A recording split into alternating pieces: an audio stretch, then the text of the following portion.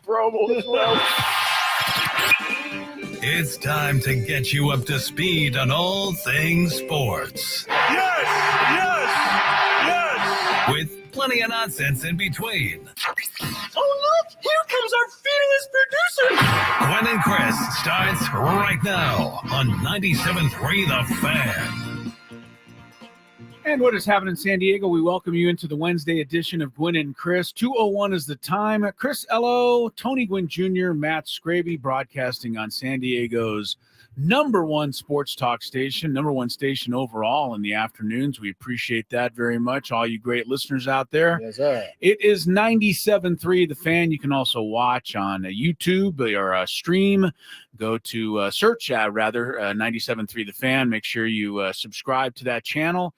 And you can watch the program as we give you the rundown of the sports world each and every afternoon, starting at 2:00 today. A full 4-hour show with you on the radio and on the stream. Bryce Miller from the San Diego Union Tribune will be on the program today.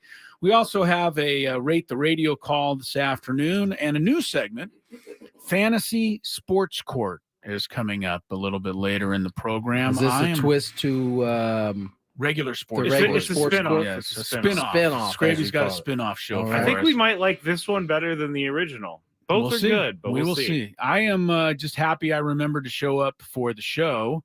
I'm on one of those streaks right now. Of course, yesterday we talked about my disaster with the losing my car keys and then misplacing my phone in the garage in the middle of the night last Sunday night, and so I got through that okay. But today I was given the assignment, a little honeydew, and the assignment from my wife, Lori, was to go to Lowe's and make some new keys. This was an extension of me losing my keys the other night. This is part of the ramifications of losing your keys. Even though I got them back, or I will be getting them back, they're being mailed back to me from Portland where I left them.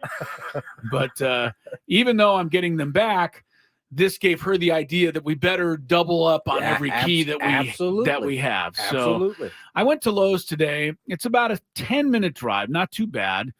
Got to Lowe's, got out of the car, walked all the way to the door of Lowe's before I realized I never brought the keys that I needed to copy. Wow, I thought you were going to say wallet. I thought for sure he's going wallet. A wallet? No, I had my wallet. So you didn't have the keys that the you key needed that to I have needed copied. to copy. Yeah. So, I mean, just an absolute total bonehead move. Oh, man. So you had to go back home. Had to go back home, get the key, go back to Lowe's, and then, I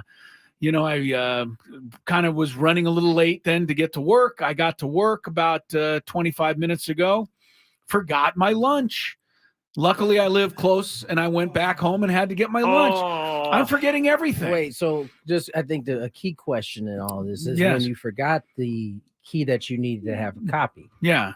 Was Lori home? Oh no, no, she doesn't know. But unless she's listening right now, she doesn't know that I You forgot that too. that I made an erronious drive to Lowe's. Would you do like some sort of Mission Impossible entry into your house if she was home so that she didn't see slip you? in there? Yeah. Very stealth and Yes, try to get yes. the key and go back out. Yeah. It's just I don't know. It's just embarrassing to be me right now. But Yeah, you're on a heater right now. I know. You're I on a know. heater. I like I said, I'm happy I remembered to come for the show. So we'll see where things go from here. Skraby's panic level is reaching unknown heights now that the Angels have hired Ron Washington as their new manager. As Skraby will tell us here, that is another manager off the board. And it is another day closer to his self-imposed deadline for A.J. Preller. You're right. To have a manager in place by next Monday. Skraby hasn't told us what he's going to do if A.J. doesn't have a manager in place by next Monday. But I'm not going to do anything. The panic continues. The panic continues for you. The Padres still don't have a manager. The Angels do.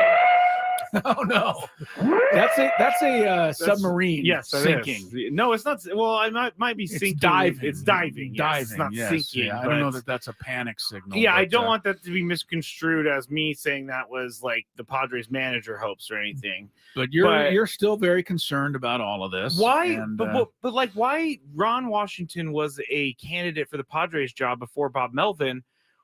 why I just don't understand why he wasn't even in the running for it. Now he's the Angels He manager. very well could have been in the running for the Padres job. Again, But another good name is off the board, and the Padres are still trying to find their manager. First, I'm extremely happy for Ron Washington. He's a beloved good around dude, this right? league. Yeah. But I have to say this: there was this kind of like build up behind the scenes, at least on our side, where you start to kind of hear things that there may have been something in his past that was preventing him from getting a job. Well, he had been linked to some cocaine use many years ago, right? But that seemed to kind of be eased away when he was hired as manager of the Rangers and was very successful there for many years. And seems to have gotten his act together. Right. So and this goes beyond those. Even things. Beyond that. Okay. And the point is that these reports come out that clearly aren't true, or the Angels have felt comfortable enough, whatever it was, to give this man another shot. But nonetheless, I think it's a great hire for the Angels. It's a great hire. He's 71 years old, which is the perfect age for a manager now in Major League Baseball. It has shifted. Yes. I mean, he won 2 AL pennants with the Rangers, never was able to quite capture the World Series, but Ron Washington should help the Angels. Now, of course, what's going to hurt the Angels is the fact that Shohei Ohtani became a free agent this week, and the rumors continue to circulate about where he's going to wind up.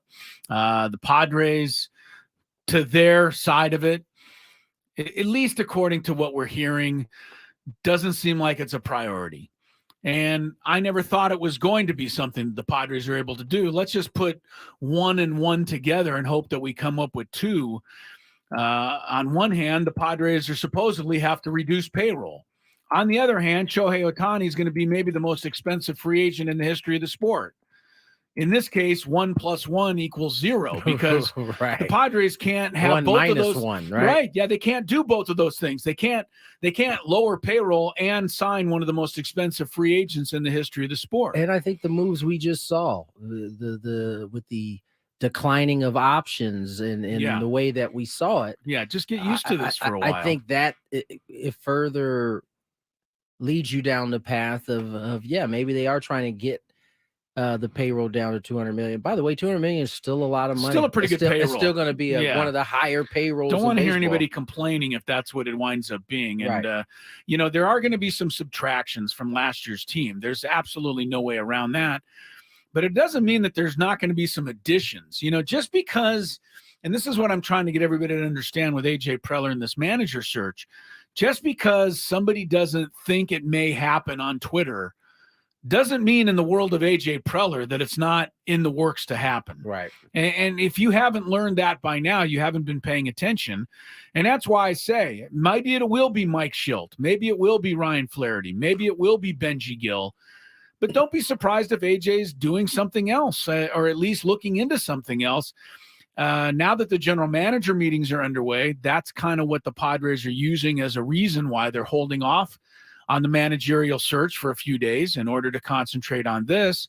But I believe the managerial thing is not over yet for the Padres because A.J. Preller still wants to investigate a few more opportunities. Yeah. I mean, if the Padres haven't hired a manager, it's for good reason that they haven't narrowed down exactly who they want to go with at this point. Yeah. Doesn't mean that they need to panic, Skraby. Yeah, but Skraby needs to panic. Washington. Skraby only knows 2. Yeah, see, Skraby only knows 2 levels. 1 is calm, 2 is total panic, baby. That's not true at all. Flipping out. We've kind of been here before, waiting for a manager to be chosen. And one time it was a very, very pleasant surprise with Bob Melvin. Okay. The other time it was kind of underwhelming. Not even kind of underwhelming. It was very underwhelming with Jay Stingler. So we're one for one. But one for two. Now listen, you can have the debate on whether those were the right picks or not. But in each situation, the Padres got their man, right? They wanted Jay Stingler, right? It was rumored, I think, Ron Washington and Jay Stingler is what I remember it coming down to. They went with Jace, but that was who they wanted. It wasn't like they had to settle for an option. They got to pick who they wanted. In Bob Melvin's situation, he wasn't even on the board, and it like fell into their lap. So if you're concerned that too many people are coming off the board, just understand that the board is rather lengthy. Yeah. It's not like there's only 6 candidates out there on the planet, and the candidates, and 4 of them have been taken. The candidates that have gone so far weren't even on the board to begin with. For the Padres, no, they weren't.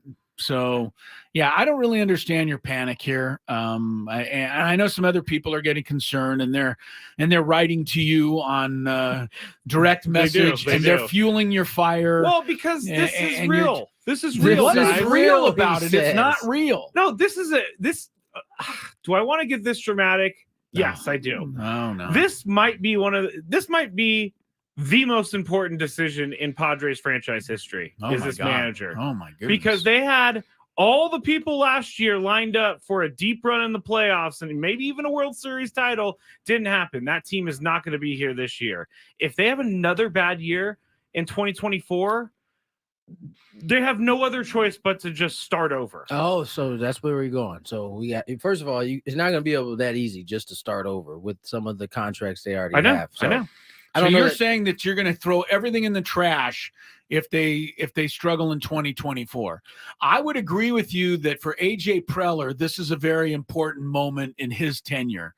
He needs to get the right manager. He needs to show that he can work with a manager, whoever it is, and, alleviate some of the issues that came up last year with Bob Melvin. I really do believe that Peter Seidler is at least that aware of what happened in 2023 and wants to make sure it doesn't happen again. And if it does happen again and the team slumps and doesn't make the postseason, I would think that AJ Preller might have to look over his shoulder.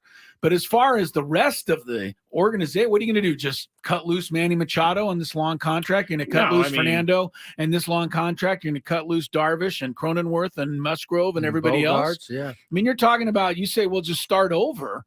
I don't see that being the case at all. They're committed for 10 years to have this as a core of their team.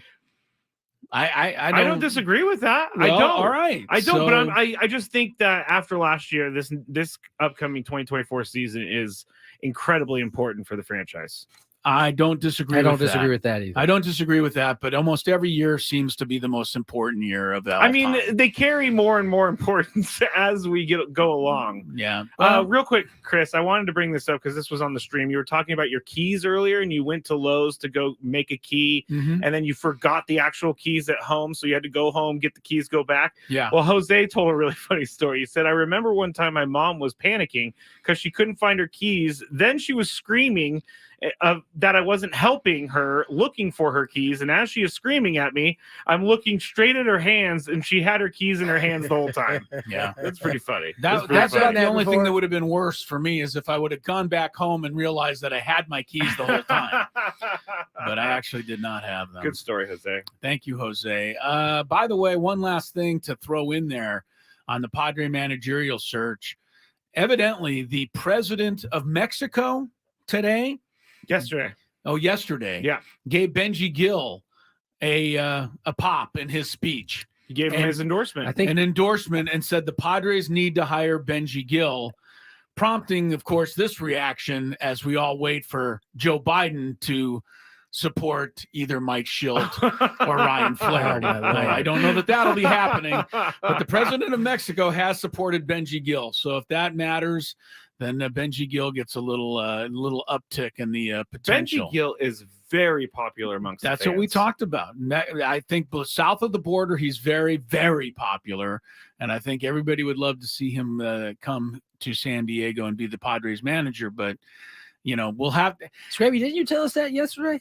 Did we talk about that on the show? I believe so. What? Yes. The president of Mexico? Yeah, I think Carl Sheffers was there. All right. So basically, you're telling me that I've forgotten segment. Even that? No, it was more in passing. It was than an anything. aside. Yeah. Well, and I know how much you tune me out when I start talking. So. Yes, that's. Are you done now? I'm done. Yes. All right. Like I said, good show lined up today. Bryce Miller from the UT will join us. We have Rate the Radio call. We have a new fantasy sports court a little later on. Our regular segments, the Daily Gambit, Chris versus the Fans, the Big Five. That is a lot to pack into 4 full hours with you together until 6 o'clock. Gwynn and Chris, Crisello, Tony Gwynn Jr., Matt Skraby, underway on 97.3 The Fan. Don't have time to listen to an entire fan talk show? The Odyssey app's chaptering feature allows you to skip any segment you want. They run the gamut.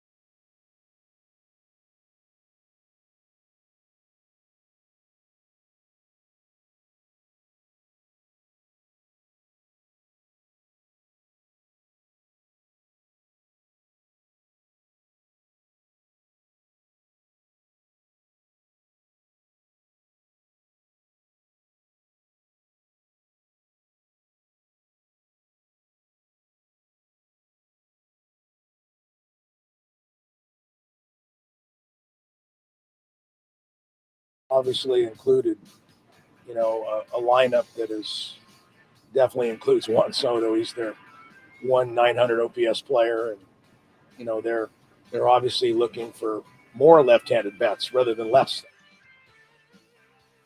It's always sunny on Scott Boris's side. Yeah. He's their 900 OPS player. Notice how he snuck that in there. Oh, boy, we better re-sign him. You got that. Huh? I caught that. That's that agent speak right there. That is agent speak for sure. He definitely listen, he's the best. He's at the top of the food chain when it comes to that particular job and that skill set, and that is why those little impromptu. Listen, Scott Boras is the only agent that I can think of that every year at a GM meeting and at the winter meetings there is like a Scott Boras scrum. Oh, every year. I don't think there's any other agent like that. I would think most agents are trying to track down general managers at the winter meetings, trying to get in front of the general manager so they can talk about their clients. It's the opposite with Scott Boras. He just walks down the hallway and general managers go running after him. He has the clients that teams want. And a lot of times he's not, I shouldn't say a lot of times. On some occasion, he is not even dealing with a GM. He's dealing with an owner. Yeah. And so he's playing a different ball game. But I know a lot of us ask, or some of us ask anyway, why would you want Scott Boras as your agent? He makes you look bad. He makes you out to be the bad. That's not the way anybody thinks, and that's not the way you would think if you were a player. Absolutely. What you would be thinking is, let me get a guy who's going to do the best job representing me and getting me the best deal possible. This is what agents are for. They're actually exposed. They're supposed to expected to be the bad guy for you. And you may look like the bad guy a little bit in the media because nobody says Scott Boras is holding out for more money. What they say is Blake Snell, for example, is holding out for more money. So the player has to take a little bit of the hit in that regard. But I think all of us would want a Scott Boras representing us. I would love to be able to call him and say, hey, my contract is up. Scott, would you mind calling Adam and setting something up for the next couple of years moving forward and then just get out of the way? I don't have to do anything. I think he might eat Adam alive. Literally. Oh, poor Adam. I will say this. I bet you if I had anyone alive. Do you think if I had Scott Boras as my agent for the radio job, that would just automatically guarantee me some more money? Yes. Yeah. I think just walking into the room. Yes. Just him walking in immediately. There. Yeah. Here's I can make the argument that he is so good at his job that he might be the one agent that when a player does hold out, teams in media will be like, oh, Scott Boras. It's a Scott Boras agent, so I'm not blaming the player. He might be the one agent you're right. that gets that leeway. But I'm not going to blame the player. We played that sound mainly because Juan Soto was involved, and you start to see some of the lists that they are being put together in terms of where free agents land. And now, obviously, Juan's not a free agent, but a lot of conversation about him possibly being moved. As I said earlier today when I did a hit in Chicago, I don't see, because the Cubs are one of the teams that are rumored to be Juan Soto suitors, if you will. Yes, they're also, according to Bob Nightingale, supposed to be very aggressive when it comes to Ohtani. That's right. So just something to keep in mind. I mean, could the Cubs end up getting both of those guys? They absolutely have the money to do it. Yeah, they haven't been spending like that in a little bit. So they're going to lose Bellinger. Yep. So I think it's as I said, I don't think Juan Soto's going anywhere as long as the Padres are we're in position to get to postseason. Certainly not. I don't think he's going anywhere during this offseason. I think he's going to be far more valuable come trade deadline time, where and hopefully we still have him at trade deadline time, and that's what I'm saying. We're in a position where we don't want to trade him. If they're in position to get to postseason, perhaps make a deep run, he's not going anywhere either. And I think he's the type of player, barring he has a terrible start to the season, he's one of those guys that if your team is in it, you're willing to take bite the bullet and go to the postseason and risk getting nothing for him if you don't win. If we win the World Series and he's riding down Harbor Boulevard in a parade next, November, I don't care if he leaves here and we have to pay money for him to leave here. It won't matter to me. If they're in striking distance, he's not going anywhere. You're going to get a whole season. And that's what you hope the Padres are able to do. Yeah. It's just a matter of what they're going to have to get rid of in order to keep him, Tony. And that's what, it's got to be a bit of a concern. The Padres are going to have to do, we knew they're going to have to do a better job on the supporting cast anyway. But they're really going to have to dig and make the right decisions on their supporting cast this year because they don't have the money to just throw at everybody. Right. So, the decisions that are made in terms of what that looks like, you got to hit on them. Like they can't be misses because you don't have the extra, capital that you've had the past few years to kind of cover that up if need be. The decisions that are made in terms of what the roster is going to look like, because it's not just supporting cast now. Because basically, what has transpired in this week is that it's supporting cast and basically a rotation. Who's going to pitch? You gotta fix that part. Who's going to pitch? Your bullpen got a little lighter with Hader as a free agent. Not said he can't resign. Nick Martinez is now a free agent. There's a lot to be done. First of which, though, has to be a manager. And what I was thinking just now? What were you thinking? I was watching. What is? Isn't it time for a break? Intentional talk. We're almost there. Intentional talk, right? Yes. So they were holding up a sign of you saw the top four teams remaining. 4 teams for managers remaining, and did you peep where they had the Padres? Number 3. They did. The Astros number 2. They had the Angels number 1. Yeah, which doesn't count because they can take that off the board. Right, but why is that the most? Yeah, why was that more important? No, right. I don't know. But what I'm trying to say here is that there are a lot of good teams that need a manager, like the Cubs, like the Astros. Cubs don't need a manager. Craig Cubs. Counsell's Oh, their duh. manager. Not Cubs. I mean the Brewers. That's what I meant. Brewers need one, yes. But I feel like that's why there needs to be a little sense of urgency. There are good teams that managers will want to take over. All right, I'll stop with my sense of urgency stuff. Again, it's not just about there being a manager available. What we do know now is that it has to be the right fit. It has to be so you can't just, even if it's like, let's give all the managers like an overall rating, even if it's a 99 rating in terms of manager. If the piece doesn't mesh with what the Padres have here, is it worth going through? No. Not only is that manager going to have to fit what the Padres have, the manager's going to have to fit what AJ Preller thinks. I mean, that in itself could take a while to sort out. Not even what he thinks, but just at least see baseball in the same way. Yes. Have similar ideas. Right.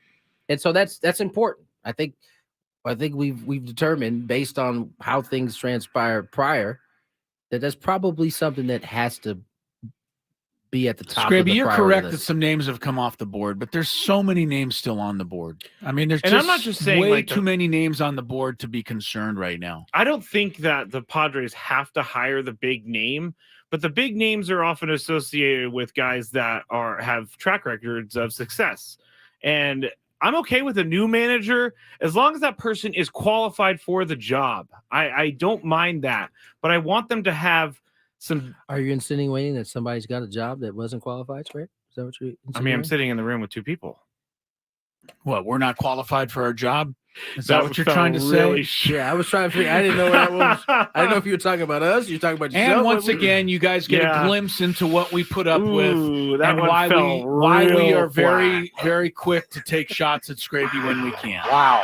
Yeah, exactly. That was pretty bad. Yeah, guys. all of you people. I don't know what's going on with my mouth right now. I mean, all of you people that defend Skraby to the hilt because you think we're too mean to him, please take note on what he just said. Yep. Where's my brain? Yeah, and so now he's deflecting with all these sounders. Right? Yeah, he's trying to make it funny. I'm not insinuating anybody. No, you hurt my feelings now. I'm going to go pout in the corner like you did for 2 hours yesterday. Let's get to break. When we come back, Bryce Miller. Did I pout for 2 hours yesterday? Pretty much. You were pretty irritated. Yes. Gwynn and Chris on the way. On the Fan. We got our pal Jesse Rogers joining us at 8:35. This is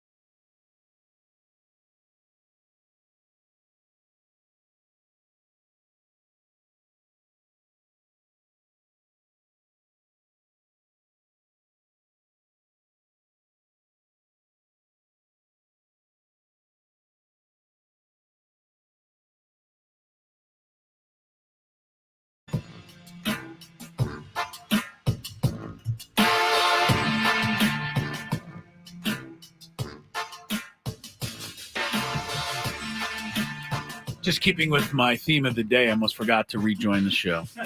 2:37 is the time. Chris Ello, Tony Gwynn Jr., Matt Skraby, together in our Odyssey Palace studios. If you don't believe me, you can tune in and watch and see us here. Go to YouTube and search for 97.3 The Fan. You can enjoy watching the stream now.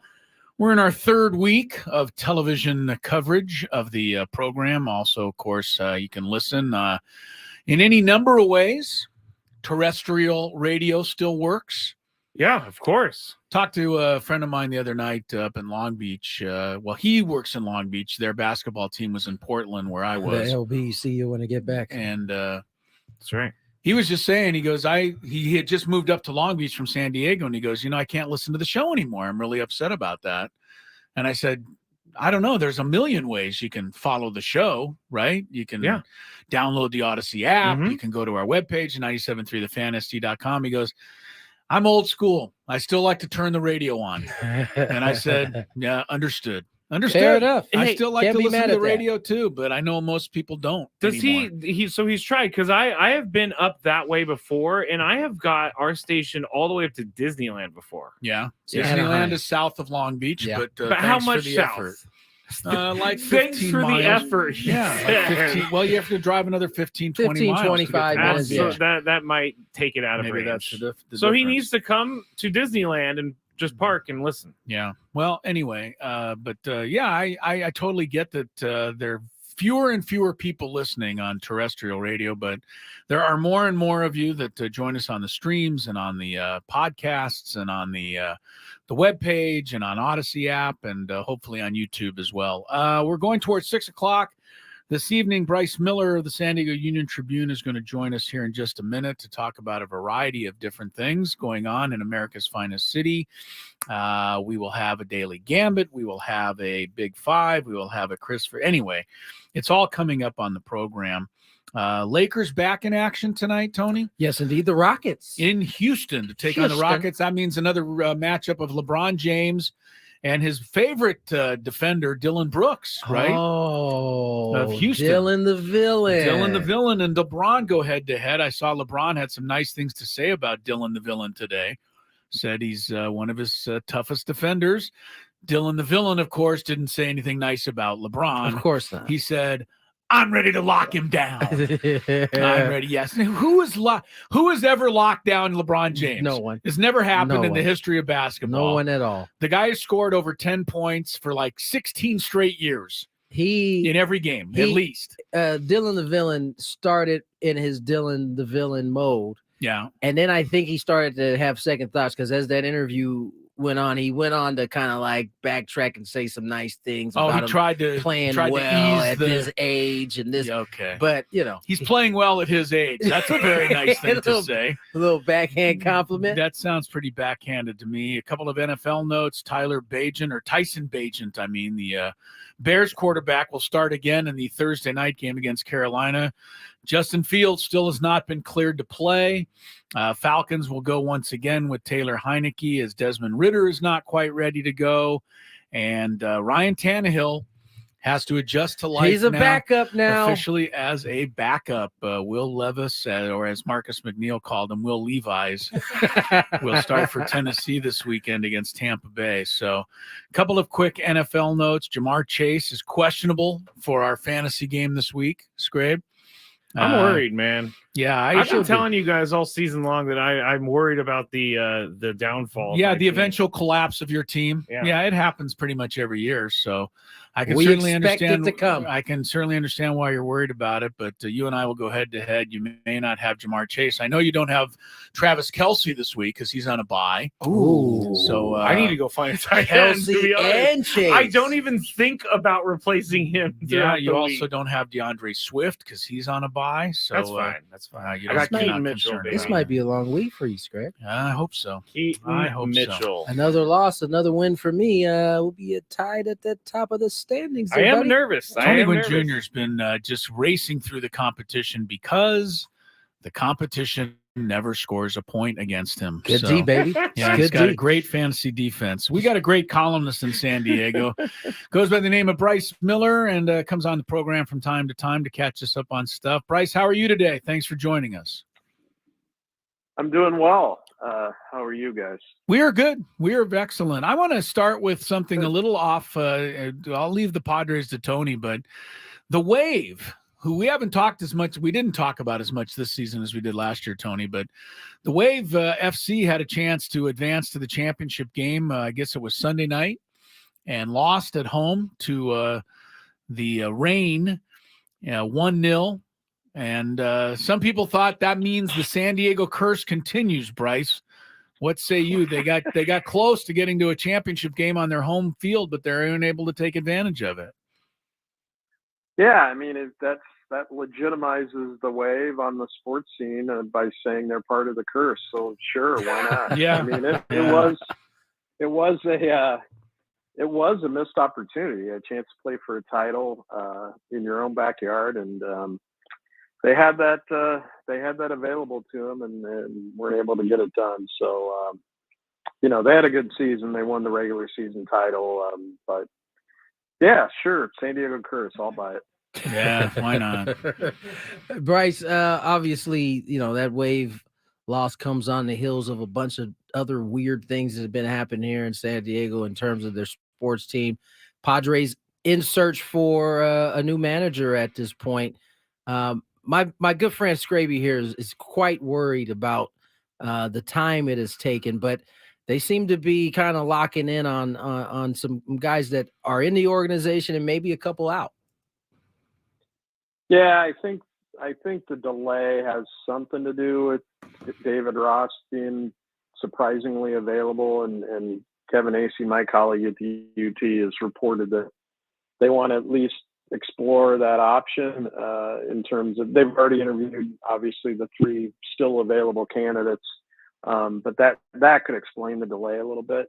But you've also got the complication of the GM meetings and free agency, and the off-season moves are going to start to pile up here pretty quick, and all of it on the timeline together it's better to kind of more cleanly move into this, as you're starting to recruit and try to sign pitchers and do the kind of things the Padres need to do this offseason. It'd be nice for them to say, hey, here's our new manager. Do you want to talk to this guy a little bit? But right now they're not in that position, but you got to think it's any day now. And I mean, it almost has to be. Bryce Miller is with us from the San Diego Union Tribune. Bryce, who would you like to see, or what kind of guy would you like to see as manager of the Padres? And B, do you think the fact that they haven't made a decision yet could have something also to do with the fact that AJ Preller is out there kicking the tires on some names that have not been mentioned yet? You never know. He's a tire kicker, that's for sure. There's no doubt. If he sees a tire, he's going to kick it. I'm on the record of saying, of the available candidates we knew about, this was pre-Benji Gill, but Mike Schill, not just the experience, but although I think that's significant, he's won with the Cardinals. He's been with an organization like that made it to the playoffs and won every year. So that, he's proven he can do that at that level. And I think that's important, especially after the Padres have went through a couple of first-time managers. That might be through no fault of Ryan Flaherty's. That might be the negative that will chase him a little bit. That, could he be Jace Tingler 2.0? That's not really fair to him, and maybe he would do a great job. But I wrote a column that said I think experience matters, and that's true. And Benji Gill is a really interesting in the middle kind of choice with what he did in the WBC with Team Mexico, and so it gets interesting. And as you said, the chief tire kicker's out there, so you don't know what tires are in jeopardy. Bryce Miller joins us here, Union Tribune, and Bryce. Aside from having to pick a manager, all of a sudden the rotation and the bullpen has gotten a little bit lighter. That's on top of already needing to kind of fill out the roster on the position player side, and that's on top of the decision about Juan Soto. Now, I think that's probably not high on the priority list considering he signed up through this year, but those other things, specifically the pitching side, is kind of a new thing that has popped up. Yeah, and all of that is on top of the Padres needing to cut some payroll. Right. At least that's our understanding of their plan. And, you know, I think the dominoes are, it just becomes harder and harder to imagine them, you know, keeping Juan Soto if they need starting pitching and needing it, you know, not one starting pitcher, not two, possibly three at this point. So how much can you invest in any one player, even if he's one of the best hitters of his generation? If you don't have a rotation, it makes it trickier. And so I think all those things are kind of interconnected. But yeah, I think, you know, and I've said I was one of the first ones to write, you know, I think they should trade Juan Soto in this offseason. And that was before the rotation got as fragile as it is. But you could probably easily go out there and get two potential starters out of a deal with Juan Soto. And how do you not consider that? I mean, there are other needs with this team. What do you look like in center field, DH?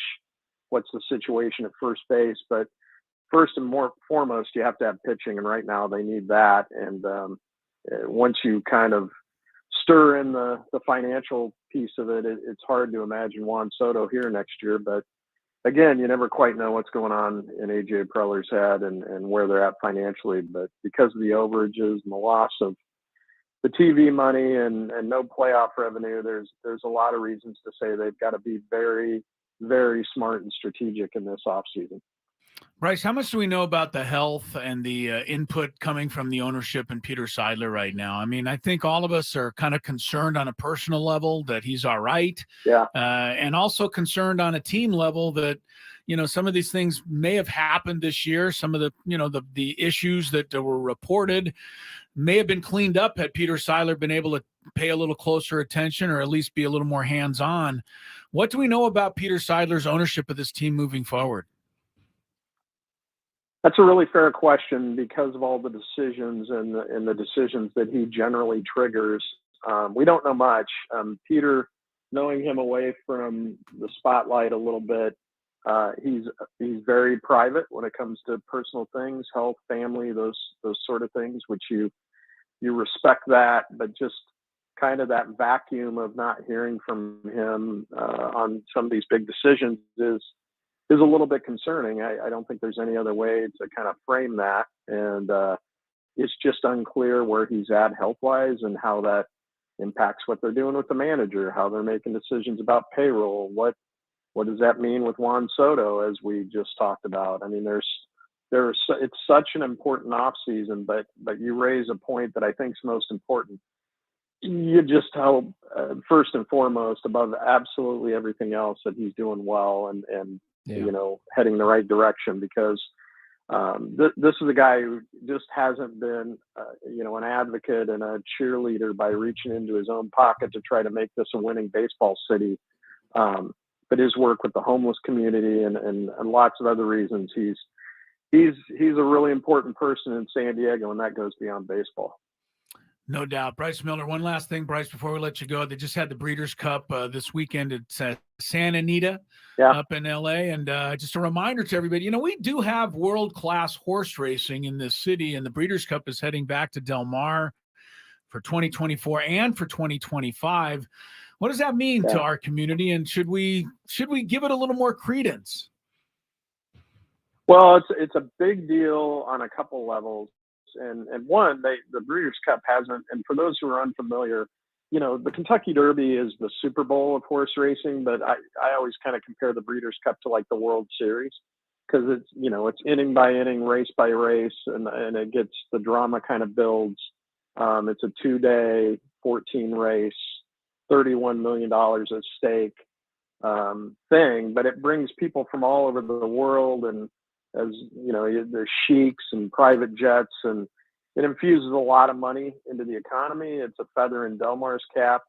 They haven't had the Breeders' Cup is not awarded back-to-back hosting rights since 2014. So it's, by the time Del Mar gets to this year, so you're right, they have it in 2024 and 25. It'll have been more than a decade since that had happened, and you know, it's kind of a thing. Del Mar really, Joe Harper, the CEO out there, Chris, I know you know him well, great guy. He would have he would have given a couple of fingers and toes to get the Breeders' Cup once, and they got it in 2017. They got it again in 2021, and now they're going to have it 4 years over a 9-year stretch. And for all those reasons, who it brings, the kind of ripples from it, the notoriety, what it says about Del Mar and the respect it has in the industry for not just the location, but the safety record and a lot of other reasons, it's a big deal for sure. No doubt. Bryce Miller, a big deal. We appreciate it. Bryce, always good catching up with you, and look forward to the daily columns, but the rest of the week, and I'll be reading. Thanks for your input. Thanks for your time, and look forward to seeing you down the road. Thanks, Bryce. Shortly. Sounds good. Watch your tires. Yes, they could be kicked. They could be kicked at any moment. Bryce Miller from the San Diego Union Tribune. Always a pleasure having him on the program. He joins us on the Premier Chevrolet of Carlsbad fan hotline. Save money the right way with Premier Chevrolet of Carlsbad. Visit them today in the Carlsbad Auto Mall. Chevrolet, find new roads. I bring up that Del Mar thing with Bryce because, you know, the soccer, the women's soccer, chose San Diego to host the championship match this year. That'll be this coming weekend. Snapdragon, yep. Yes, unfortunately, the Wave won't be playing in it, but the match will be in San Diego. You've got the World Championship horse racing, the Breeders' Cup, coming here the next 2 years. It just underscores what I've always believed, Tony. If we ever could build a first-class, world-class sports arena or sports stadium in this city, how many more events would come to this town? To me, dozens and dozens would.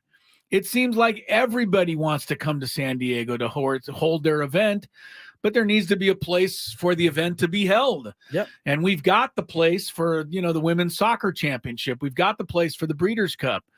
These are world-class facilities, but we don't have enough for NCAA regionals, Final Four, whatever it might be that this city could have all the time if we could ever just get out of our own way. So it's a frustration that I will probably have for a long time. I try not to think about it anymore. Yeah. Honestly. I know it's not getting any better. It's not going to change. Me being concerned about it isn't going to get a building built, unfortunately, but it just frustrates What happened? me. They were talking about redoing the sports arena. Yeah. They had Stan through? Kroenke involved in that. Whatever happened to that? I don't know. I don't either. That's good. Great. We are hosts of a sports talk show. None of us know what's going on. No, we had we'll someone on. We'll figure it out in the break. Yeah, I'm We'll not figure gonna, it out in the break. Yeah, I'm not going to claim anything because That's what breaks are for us to figure stuff out. Exactly. I see. Exactly. All right. It's not our job to know about the real estate stuff going on in San I Diego. see. But this is an arena, though, so I think it is know a our little job bit to know about that stuff. All I'm right. just trying to give us an out. Well, we need one. It's all right. We'll figure it out in the break. That's what we do best. And then Gwynn and Chris comes back. 3:00 hour kicks off with the Daily Gambit. Stick around.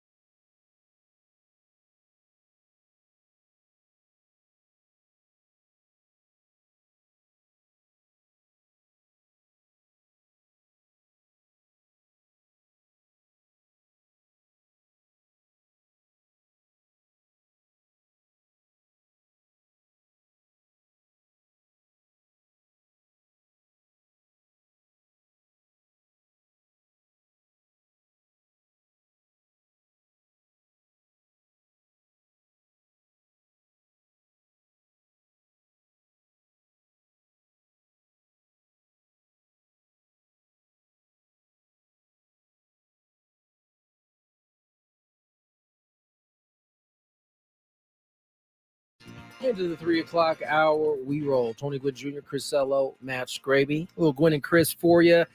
And we got a Daily Gambit coming in. I could figure no better time than before the Daily Gambit than to have this debate. C.J. Stroud, quarterback for the Houston Texans, was quoted as saying, football players want to be basketball players. Basketball players want to be football players. And we all just want to be baseball players. Oh, yeah. Interesting. I tend to agree.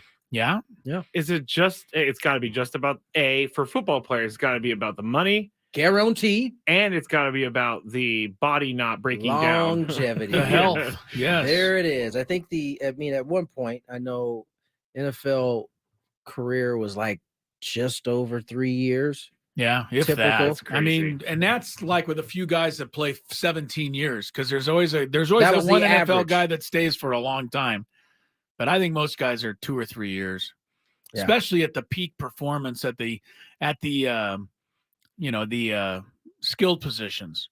Running backs are like a couple of years. Yeah, I mean, how many there were?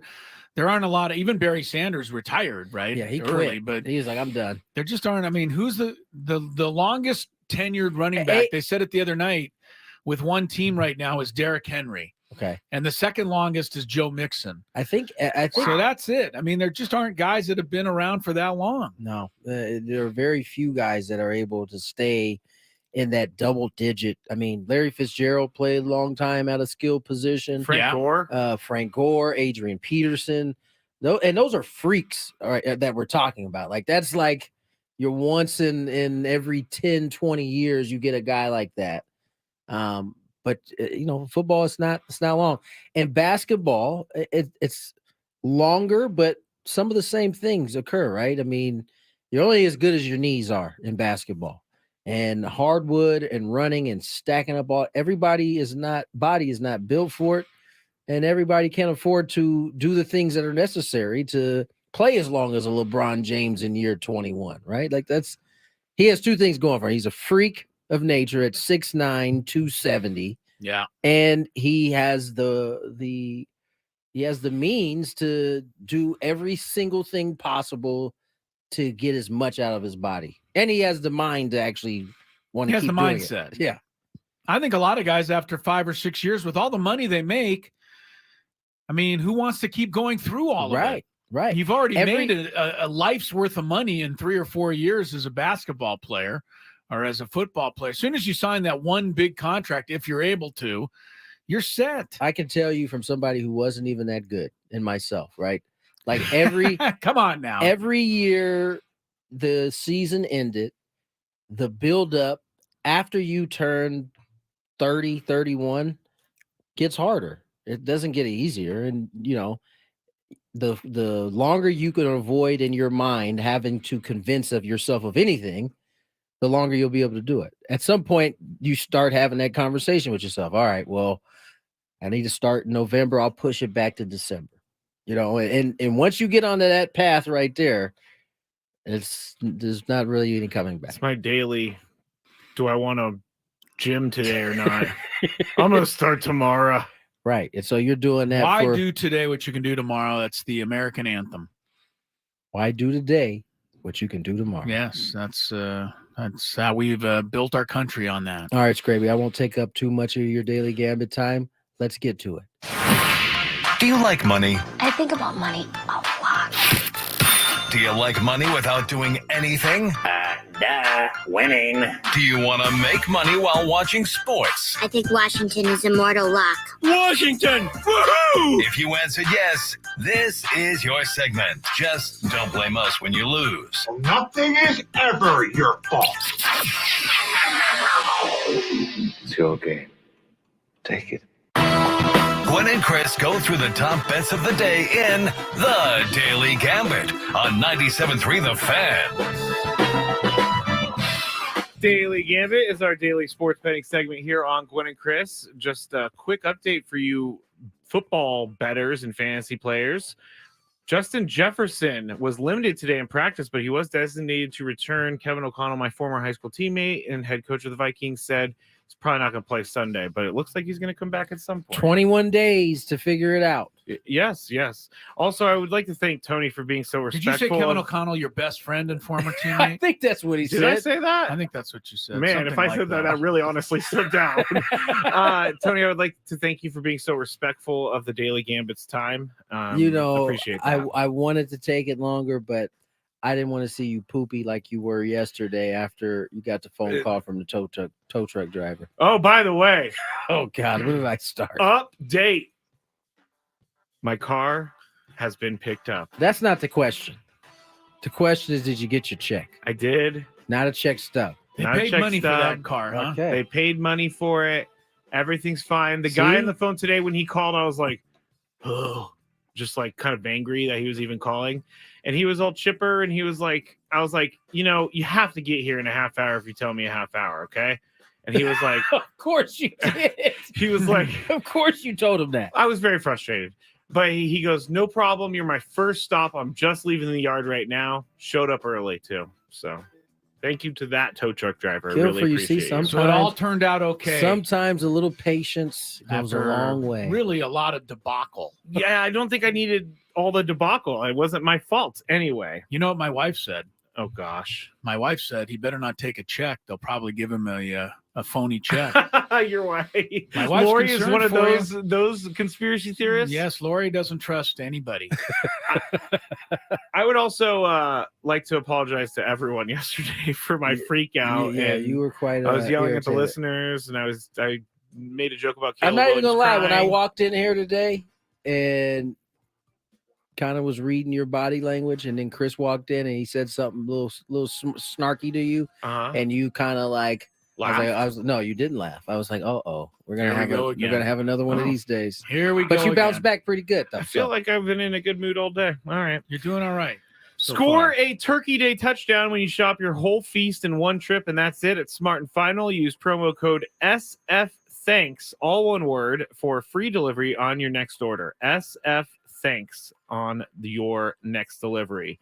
Auburn and Baylor last night, we bet on that one. Auburn was a 1.5 point favorite in the game. You two chose Baylor. I chose Auburn, and Baylor won 88-82. Good comeback by Baylor. Yeah, Auburn had the lead by about 6 with like 3 minutes to go. Yeah, Auburn was up most of that game, but I didn't realize that game was not played at Baylor. No, it was not. It was played in South Dakota for some reason. I don't know exactly why that was. Oh, was it really? Yeah, that's played at a neutral site. They still wore green there, though, somewhere, right?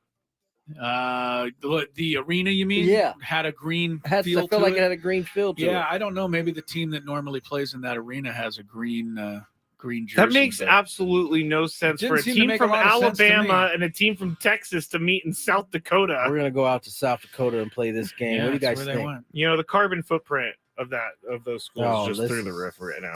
The roof, I said. Creighton minus 36 in their game last night against Florida A&M. I believe they're the Rattlers, the Florida A&M team. Okay.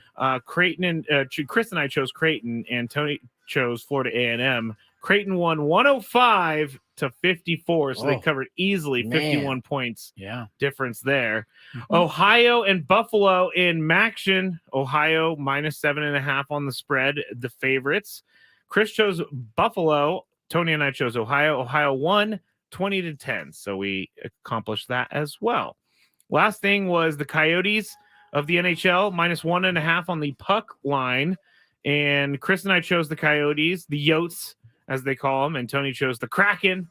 The Coyotes did win the game, but they only won by one goal, so 4-3. Good. Yeah, Tony did the best of everybody again. He was 3-1. You and I were 2-2. So that's how it broke down yesterday. I got one bet for today. Now, I just came across this, and this weekend, when the Giants visit the Cowboys, it's going to be the largest spread of the NFL season so far at 16 points. So there's no Daniel Jones because he tore his ACL. There's no Tyrod Taylor. So we're going to have Tommy DeVito. It's my pick this first week, huh, Chris? Let's see. What is this? Week 10? Yeah. I think you will have first pick. You may want to take Dallas in that game. Would you take the Giants just to try to catch up? No, I'm not that far behind. Oh. I pulled within 6 in our pick'em. Okay, game, so you don't need to be desperate and choose the Giants. I don't need a here. desperate pick there yet. But do you guys think the Giants are bad? I just think 16 points is a lot. Well, then take the points in a division game. Sounds like you have your answer there, buddy. I'm gonna go. Man, this is a bad bet. I'm gonna go Giants. You're betting that far ahead of time? Yeah, I mean nothing's gonna change. You never know. Well, if it changes, I have the right to change my bet. The right to change. I believe the first meeting of the year, the Cowboys won 40-0. That was week 1, and it was a very strange game. Their defense scored. That is true, Scrape. Their defense scored. It was. I'm not saying that that means anything for game 2, but Tommy DeVito, my goodness, that guy's not an NFL quarterback. Tommy DeVito. Hey, Tommy DeVito. Yeah. All right. I could do that all day. You ready for our matchup? Let's do it. Oh, you guys don't want to choose that game? Oh, you want us to choose it now? Okay, never mind. I'm gonna. That's usually what we do here. I'm going to choose it in the Gwynn versus Chris Pick'em, but I will certainly once again take the Cowboys on this. Yeah, the Cowboys seem like 16.5 is not very much if Tommy DeVito's playing. All right, thank you for joining that one. All right, tonight Chicago Bulls host the Phoenix Suns, and the Bulls are a 1-point favorite, which surprised me. Are the Suns not doing as well as I think they are, Tony, or do they have some injuries? Because I know the Suns are a whole lot better team than the Bulls. They have some injuries. So why are the Bulls favored in this game? I know. Very surprised by that. I know Devin Booker came back and played the other day, so I assume him and KD are back, but they are missing Bradley Beal. Oh, they are. All right. Well, Phoenix is 3-4. The Bulls are 3-5. I'll let Skraby go first today. Oh, fantastic. You're welcome.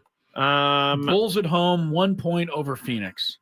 I'm gonna go Suns. You know me, I'm gonna jinx my own team. I'll go Phoenix. They're better than the Bulls. I don't see how the Bulls are favored here. I still got faith in my Bulls. Thank you, Tony. Your Bulls, I should say. All right. You're gonna take the Bulls? I am. All right, good. Bulls? Lakers are in Houston tonight. We're not going to do the spread because we know Tony would pick the Lakers. Yes. But we are going to do the over-under points for this game. 221 points. Total score between the Lakers and the Rockets. I'll say over because it seems like almost every NBA game goes over. Tony. Over. Over, he says. Skrabe, over. Chime in. Over. Also over. Okay, so that was an easy one for everybody. Victor Wembanyama, otherwise known as Wemby, makes his New York City debut tonight for the San Antonio Spurs. He'll be on the road in Madison Square Garden.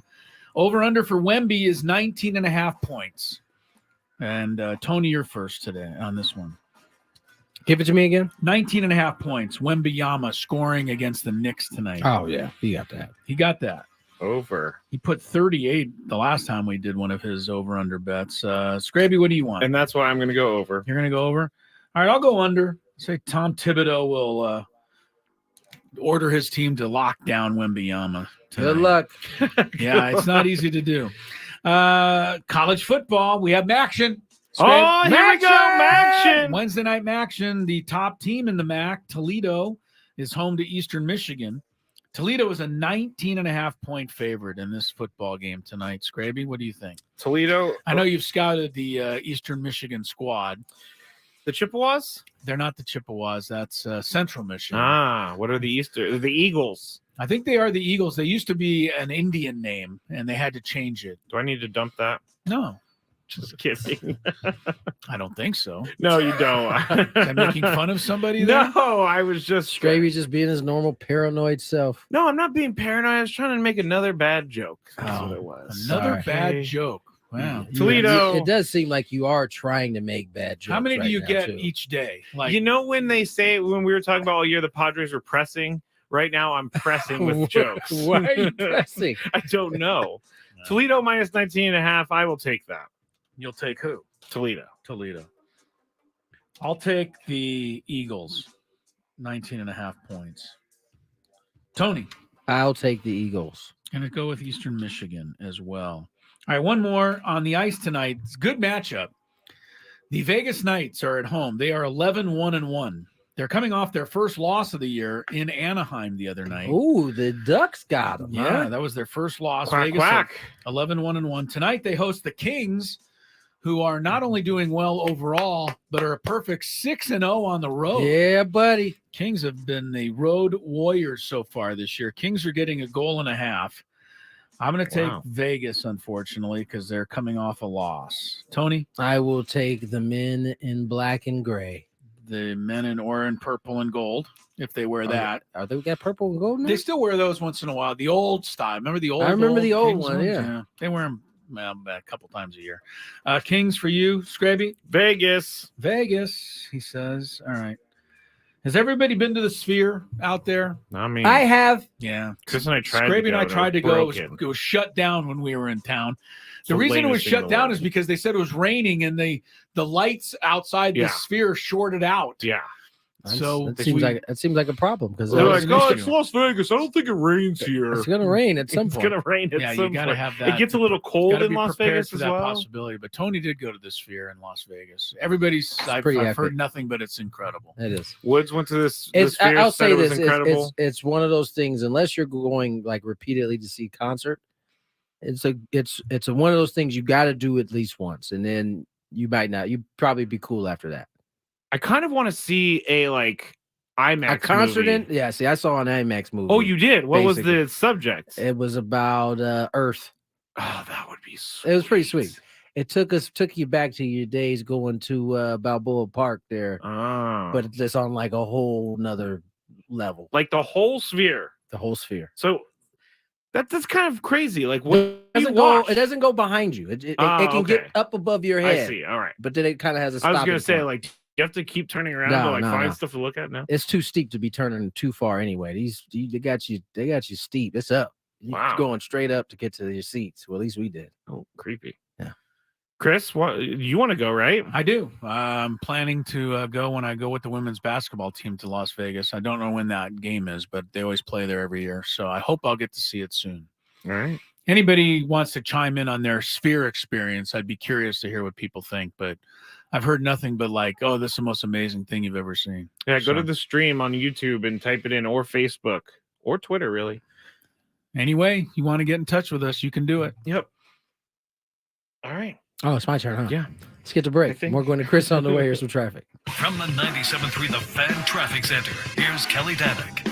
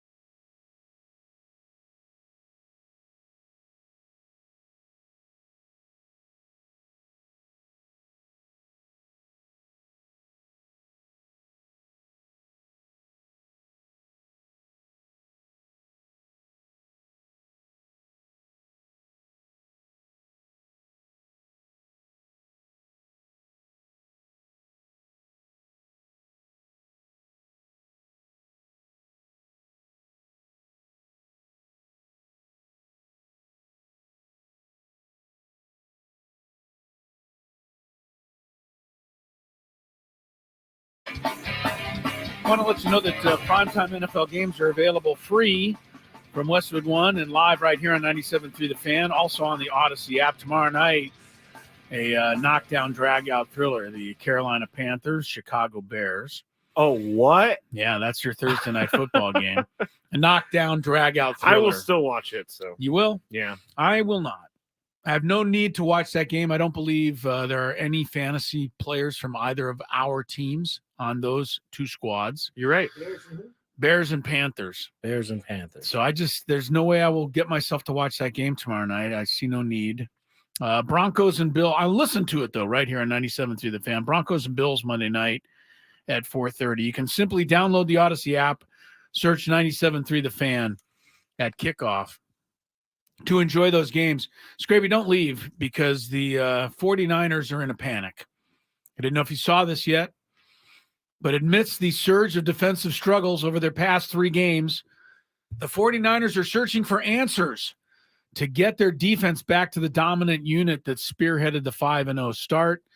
To that end, defensive coordinator Steve Wilks, and I did not know that Steve Wilks was the 49er defensive coordinator, but now that I know that, it explains why they're struggling so badly. I mean, Steve Wilks. He was the same guy when they were great. I was about to say, Oh, was he? he hadn't just coached the last 3 games. Well, anyway, he was the head coach of the Cardinals. He was, yeah. a brief minute. Yes, there. he was. But we're finding out that the Cardinals may just be poorly managed. Yeah, that's right. Outside of him, Steve Wilks is moving from the coach's booth upstairs down to the field. he's coming down. I've read this is the second coach that's done this in like as many weeks. Who was it last week? Matt Canada. That's right. Steelers offensive coordinator, and they actually, I think, played a little bit better. They did. I've asked why this is a big deal, because this is a huge deal for some coaches, because a lot of the coaches like to be up top so they can see from a bird's eye view, but being on the field is something that coaches that are on the field say you can't match. You can't get on the phone and talk to someone the same way. I think it's very telling face that to face. The 49ers are so concerned and worried. This is where we're going with that this. They're changing their defensive coordinator's positioning at the ball game. Fred Warner, the San Diegan, who's one of the better players in the entire NFL, Yes, he is. has shrugged off the idea that any blame should fall at Wilks' feet for the 49ers issues, noting that the coordinator still has a learning curve with a new team. So there you go. 49ers will be in Jacksonville this weekend trying to snap their 3-game losing streak. It's been a month because they had a 3-game losing streak and a bye. Let's go Cats. It's been over a month since we've had to put up with Skraby arrogantly walking in here on a Monday with his 49er jersey I knew on. it's felt different the last month. It's really felt completely has. different. The energy, he hasn't kept that same energy. No, he's been shut down. I mean, just shut down, and I love it. I got to you guys talk about me like I'm not here. Well, I mean, you're here. We just well, wait you for can your chime in at any moment, but I mean, you know that we're right. I mean, when the 49ers win, you are arrogant and impossible I don't think to I deal am. with. I don't think I am. When they lose, you're arrogant, but you're a lot easier to deal with. I think I've been pretty even keeled on the fantasy football and the 49ers. You've definitely been even keeled on the fantasy football. You've gotten But because because he knows that he's gonna choke it off at the end. Yeah. Can we not say that? I think you are. I think you are. You're going to choke right at the end. It might not even be at the end. It could start. It might have already started. We just don't know. You lost last week. I'll beat you this week. I mean, you could be headed for a skid right here. Well, this is Chris's Super Bowl, so that's pretty much all I've got. And if you do beat me, it will really bother me. We know. And that's why we're all rooting. That's why I'm going to attempt to beat you. Why are you taking shots at the 49ers, though, for moving Steve Wilks? Why aren't you congratulating them for trying to fix something? Trying something new. All right. Congratulations to the 49ers. It seems that they have figured out what ails them. They're moving their defensive coordinator from the booth to on the field. There. Thank you. That usually works. Yeah. I mean, is that going to change anything? We'll see. Tony, we have first off, there's a Go Niners from Jose. Thank you, Jose. Sports betting broadcast on the stream is asking who your team is, NFL team. I still mess with the Chargers. All right. Even though I'd like to poke fun at them sometimes because they do. But isn't that being a fan? I think that's kind of part of being a Charger fan. I still like the Chargers. I still follow them, but I just like football in general. I like good matchups. I like good games. Tony is still at heart more than anything else, either a Laker fan or a San Diego State Aztec fan. Pretty much. I mean, and a Padre fan, but he works for the Padres and as the broadcaster. But football, you've never really had a major allegiance. Yes, since the Chargers have left. I refuse to be the angry San Diegan as the Chargers left. But I also, like everybody else, when they left, a piece of my fandom, kind of left with me in terms of the Chargers. But I love football, though. I love watching the game. So that's the thing about football. There's a lot of good players you can tune in to watch, assuming you get the package. Yeah, that's right. You gotta get that NFL ticket. Sunday ticket. I'm on the cusp. We're 10 weeks into the season. I think you've been on the cusp since before the season. Yes. Chris, don't you remember our conversation with Tony talking about switching to YouTube TV? Yes. What happened to that? He's still on the cusp. He hasn't decided yet. Well, as I told you, my internet situation needs to be fixed. YouTube is ran solely off your Wi-Fi, and if your Wi-Fi is having a bad day, guess what? You're not watching TV. You can't watch TV. I don't want that. No, that would be bad. I don't want that. So now, what are you still able to get Red Zone? Yes, I'm able to get Red Zone. That's been the saving grace. That's been saving and I think all but like 2 weeks, there have been like games that I actually wanted to watch on Fox or on CBS. So we'll see. We'll see. Right. Hopefully my internet gets done before the season ends.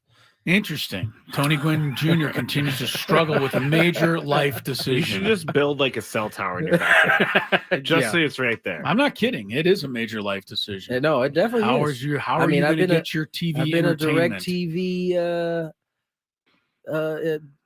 I've been a subscriber for a long time. Yeah. How long is long? I mean, if we're counting the times where I was at my parents' house, I mean, as long as I've been watching TV. That is a different change because you're used to the direct TV format. You guys know when you ask me, hey, what channel is such and such? Oh, I can give you the exact numbers. I got it, yeah. So I got to get this done. Well, I can't talk because I'm the slowest person to make a change on earth. So, yeah, I'll stick with what what I'm comfortable with. What is funny about that? It just describes I laugh at you. everything. I'm sorry. It just describes you. All right. Well, this describes what we're doing next. Rate the radio call. Mr. Skraby's put it together. Listen to some of the big highlights from sports the last couple of weeks. Tony and I will decipher those calls when we come back on Gwynn and Chris. The biggest fan contest is returning on November 13th. Visit 973thefansd.com/biggestfan. Register your name.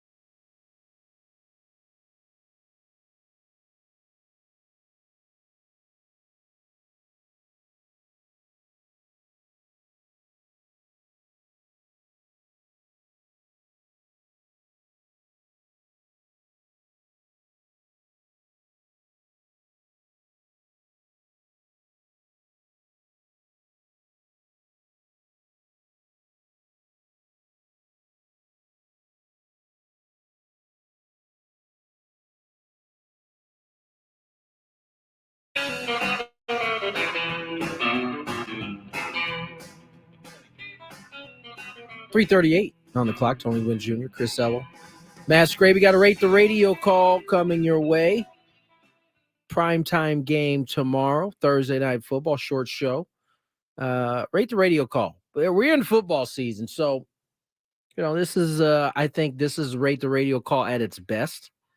Although I feel like the calls so far this year, it hasn't been as many craziness ones calls to remember. Well, we're still getting to the point where they're clinching division or conferences, and they're going to be playing into bowl games and things like that. But yeah, it has been a little bit hard this year to find the crazier calls as we have in the past. But I think we've also kind of adjusted our criteria. Like before, it was all about how many crazy calls can I find? Right. Well, no, not even that. Just like we weren't as comfortable with the talking over. But in football, it does seem to be prevalent. We have no choice but to listen to color guys talk over guys. It seems like that's kind of part of the shtick for football. Yeah. So yeah.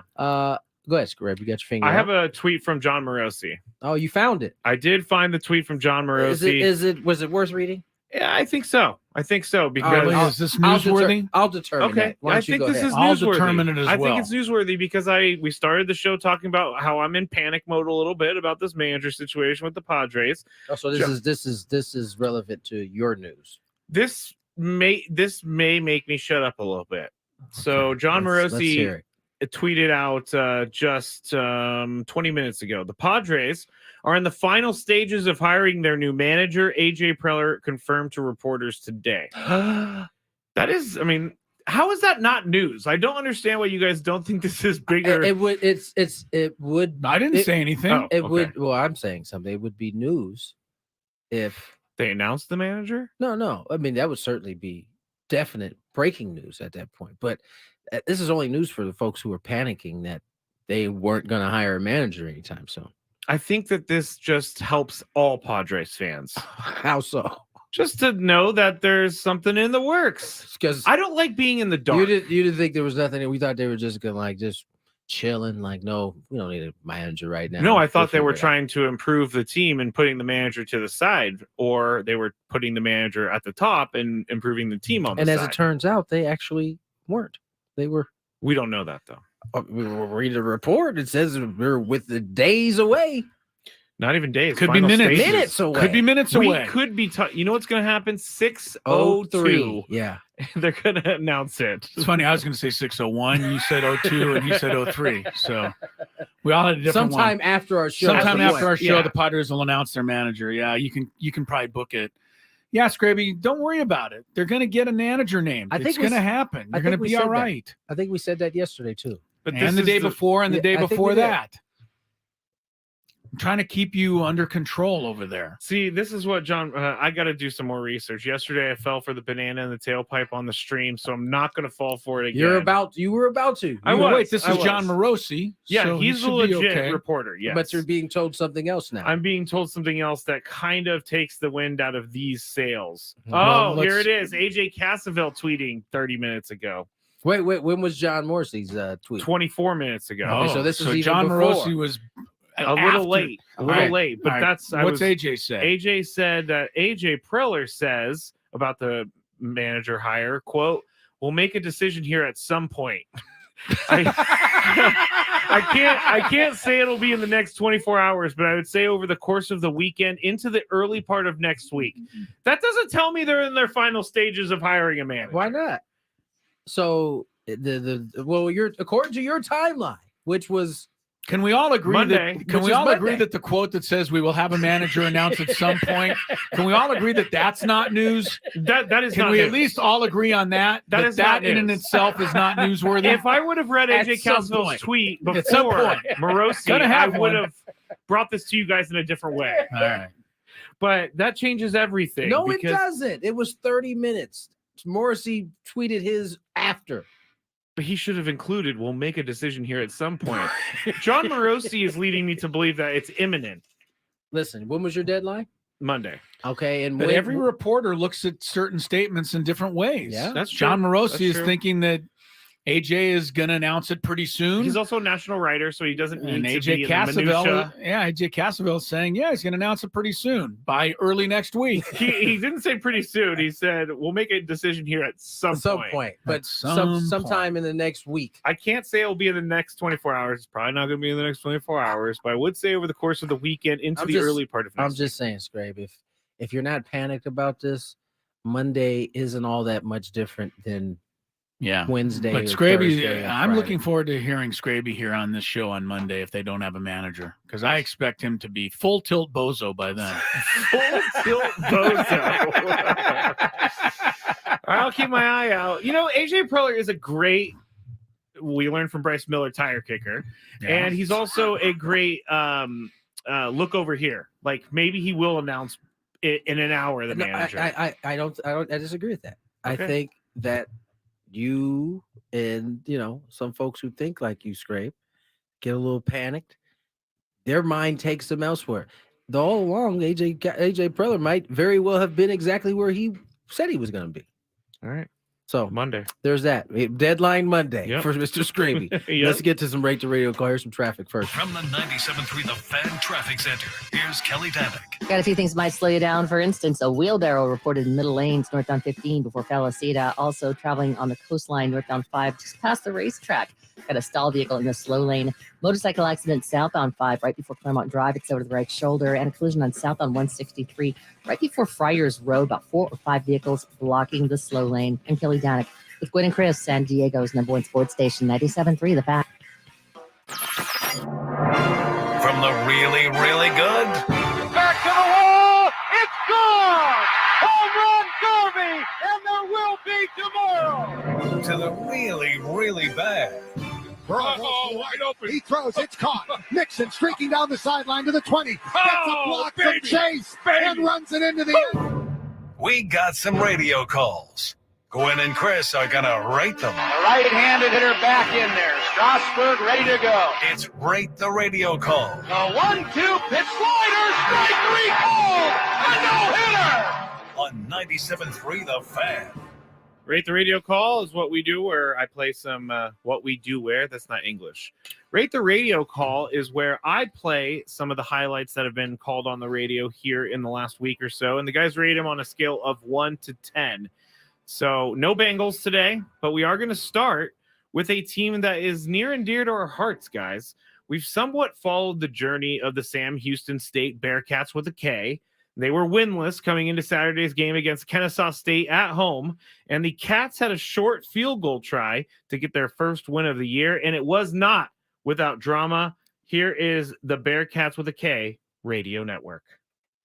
Jaden Cardell is his holder. Snap down, and the kick by Colby Sessoms is sailing. It splits the uprights and is good. Sam Houston with zeros on the clock and finally, and I mean finally, put this one to sleep. Hold on. Will there be a second left? Will there be a second left? Hold on.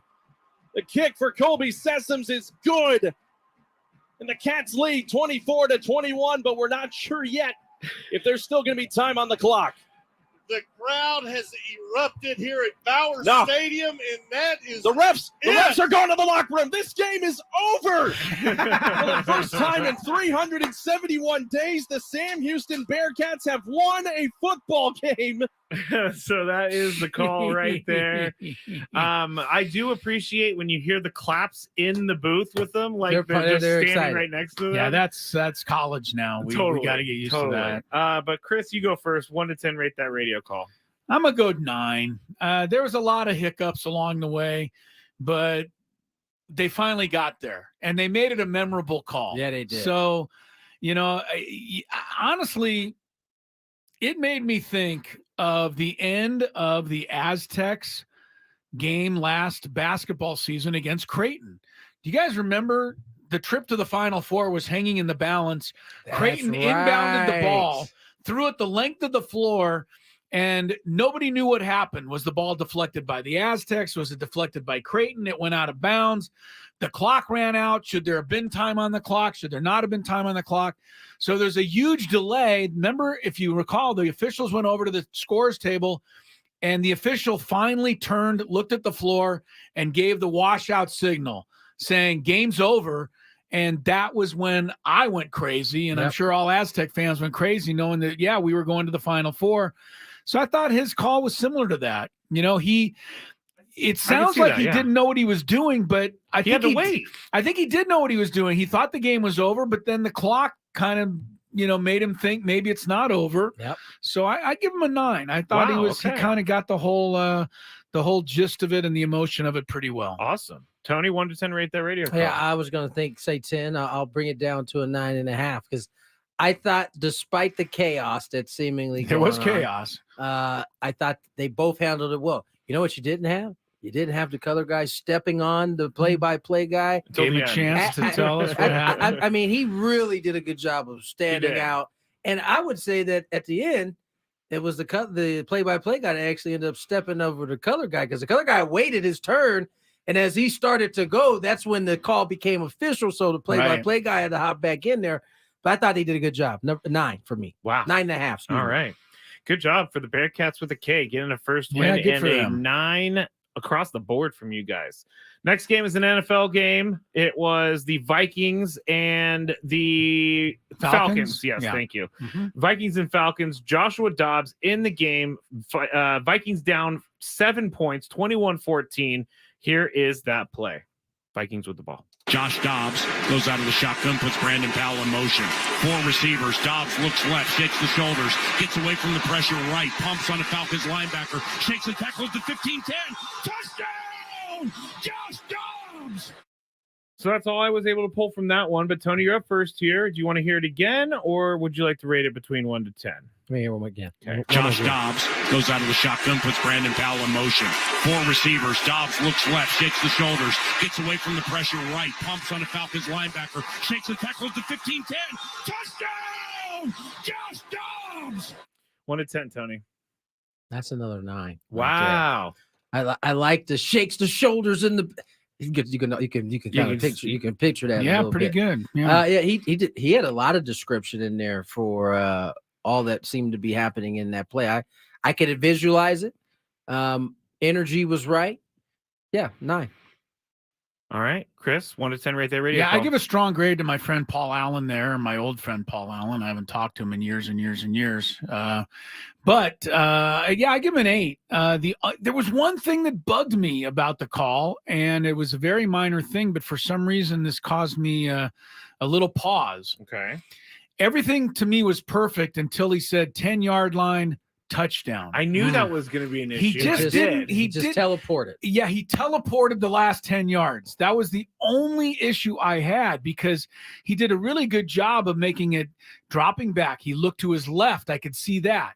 He shook his shoulders, knowing I'm assuming he was getting away from somebody in the backfield. Then he was running right. Then he dodged a linebacker with a pump fake. I mean, you could see a lot of things happening, but he went from the 15 to the 10 touchdown a little too quick. So that's why I give him an 8. The teleportation cost him a point, but other than that, really good call. Yeah. All right, let's move to. I got a request for hockey to be a part of Rate the Radio call. Very good. So I found the best clip I could find, which would be a Monday night game between the Maple Leafs and the Lightning. It would be in overtime, and the score is tied 5-5. Here is that call. Here's Nylander, and across the line, works to the right wing boards, dropping it back. Morgan Riley in front, they score! Yardclub wins the game! So it was a walk-off score right there for the Maple Leafs. They win 6-5. Would you stop with the Maple Leafs? I'm not going to. I'm not going to. It's not a team. Okay, Chris. 1 to 10 right There's there. no such thing as a golden hurricane. Yes, but that's what we call them. Right. Exactly. So there's a you call the team by their name, and it's the Maple Leafs. So stop doing that.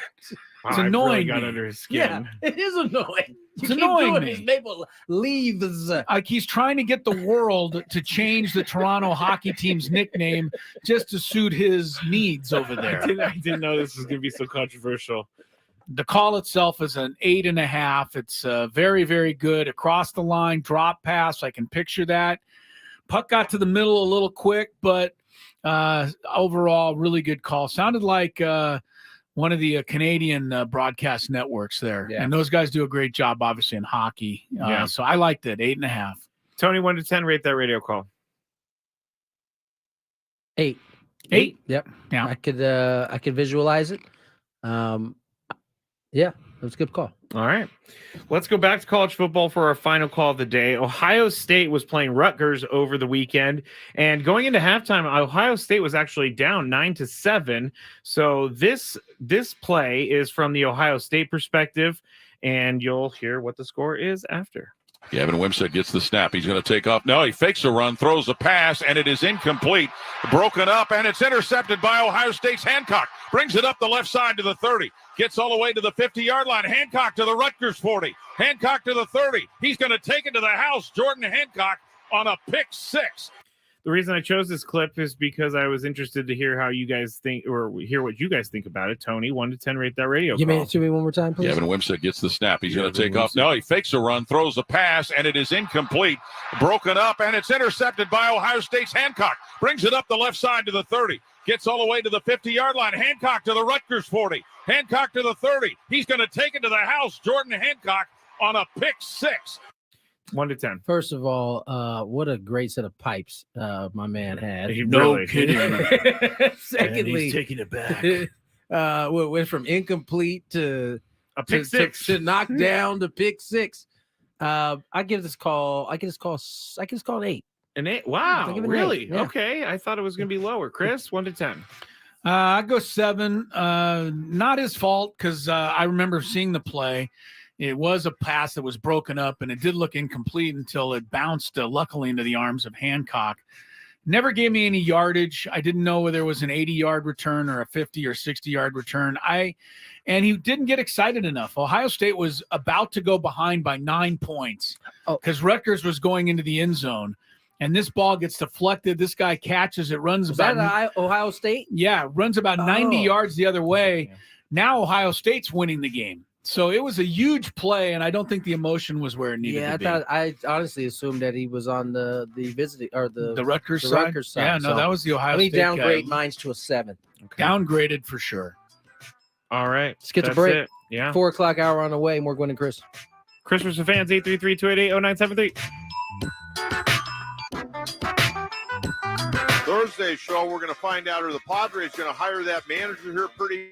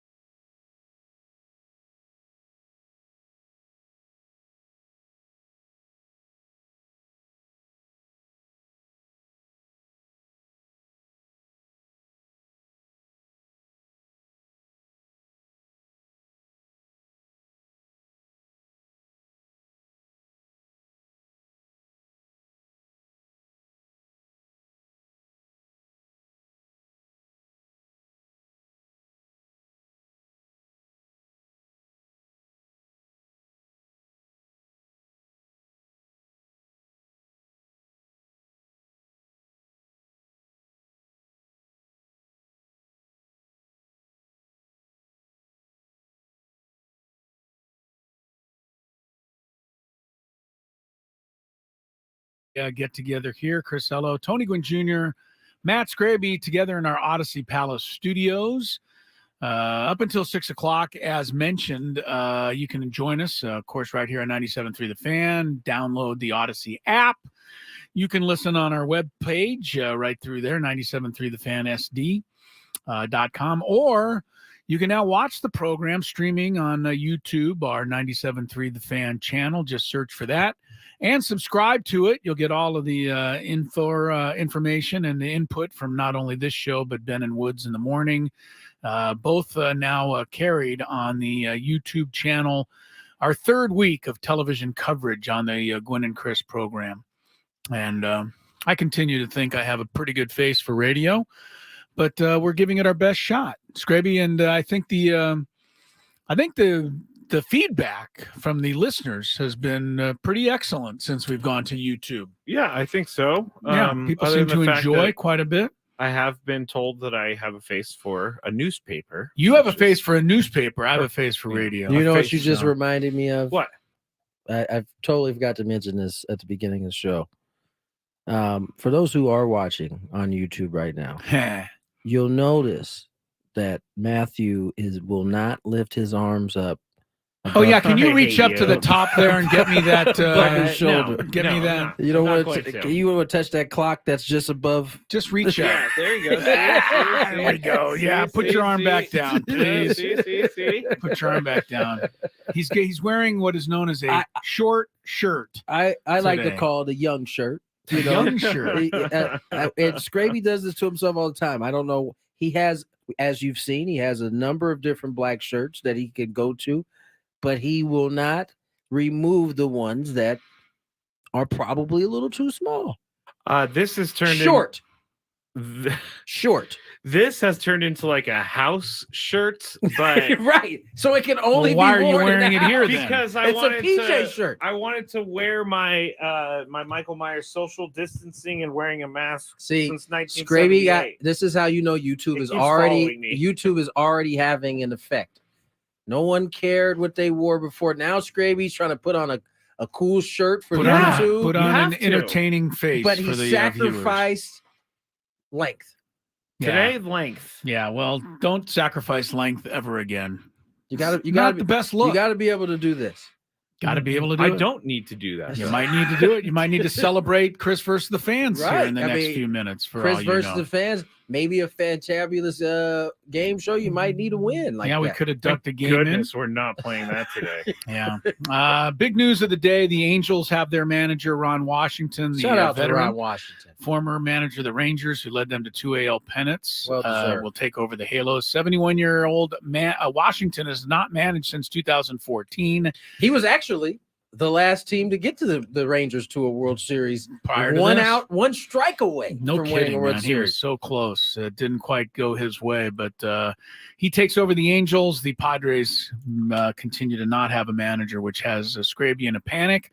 Skraby's Although various reports say either the Padres are close to naming their manager or maybe sometime early next week, or at some point. The quote we have is that they will name a manager at some point. So that's what we do know about the Padres managerial situation. When AJ's career is done with baseball, whenever that is, he needs to go into politics because he is the master. He's the master of not giving any information. Doesn't say much. Lakers are in Houston tonight. That's a 5 o'clock start.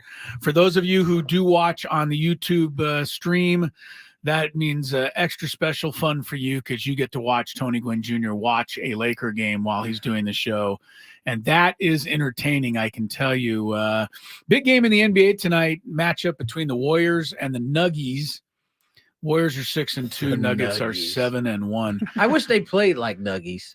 Yeah, they've been really good so far. What do Nuggies play like? Like trash. Yeah, the way these guys team. are playing. By the way, speaking of Nuggies, did you know that your other favorite little team, Skraby, the Sharkies, are setting NHL records for futility so far this season? Yeah, they've been pretty bad. They are 1-10-1.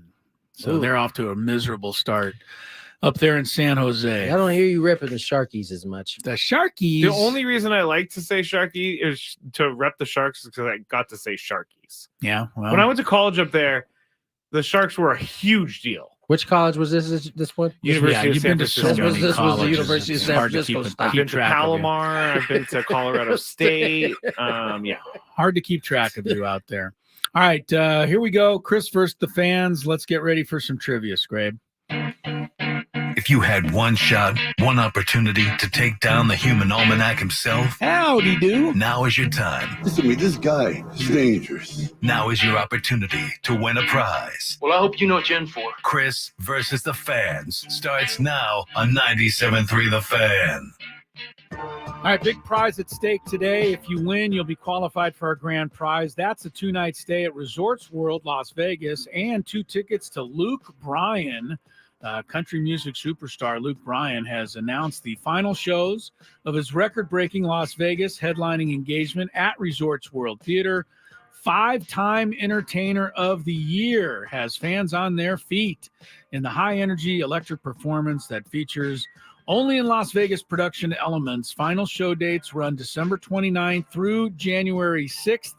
Tickets on sale right now at Resorts World. That's rwlasvegas.com. Plus, not only will you qualify to go see Luke Bryan in Las Vegas, but you will win a pair of tickets to see Green Day at Petco Park September 28th. Tickets go on sale this Friday at 10 a.m. on Ticketmaster.com. So it is a music paradise here. If you are able to win the Welcome to Paradise. Chris versus the fans today. Any update before we start on Chris leading the cheers at the I Believe chant? Anybody? I know I'll need more than 24 hours. You're going to need more than 24 hours. I wasn't even trying. So I know. Thanks, Greg. Well, you know, we weren't trying you for the throw out the first pitch at a Padre game, so don't worry. I wasn't. You're the one with the contact, though. Which I think you should start training if you are going to. Yeah, throw the first pitch. At least stretch your arm. You're already in need of labrum surgery, so I mean I don't know how. I'm not allowed to raise my arms today, so I can't stretch out the shoulder. Fair point. All right, give them the rules, Skraby, so we can get going. And I would also like to say I'm trying for Tony's camera. Every time I move it, he hides further behind the microphone. So they want to see your adorable face. Was I been hiding behind the microphone? No, it's unintentional, but I've been trying to move it around. Kathy actually was saying that she misses seeing your adorable face. I'm sorry, Kathy. So the rules are you have to make it through Just 3 look questions. At me instead. Not really a great alternative. I understand. Each question will get more difficult. If you get the question right, you move on. If you get the question wrong and Chris gets it right, you're eliminated. But if Chris gets it wrong, then you move on to the next question or you win. If you're a first-time player, yes. Please let us know before the first question, and you will get that question for free today. Got everybody involved today, Skrabe. Yeah. Feel good about that, Skrabe. I do. I feel really good about it. First contestant, Riley. Welcome to the show. Riley, you dropped. Okay, Riley. That's a hang with him. That is a hang with way him. to start the show. Just about to come on the show. Here we go, Todd. Welcome to the show. Happy Hump Day. Hey guys. Hello. Hey. Hello, Todd. Hello, Hey, Todd. how are you guys doing? We're Pretty well, good. Todd. How are you? Thanks. Very good. Good. Here I'm we a go. first-time player. First time player. On to the second question. Tim Lincecum played 9 seasons with the San Francisco Giants and 1 season with what team? This is a 1-pointer or a 2-pointer? This is a 2-pointer. Oh, yeah. All right. Who did he play for? Okay. I want to say the Cardinals. The Cardinals. I don't know if Timmy would have fit in with the Cards. He went to the Halos to finish out his career. It was a red team. You were onto it.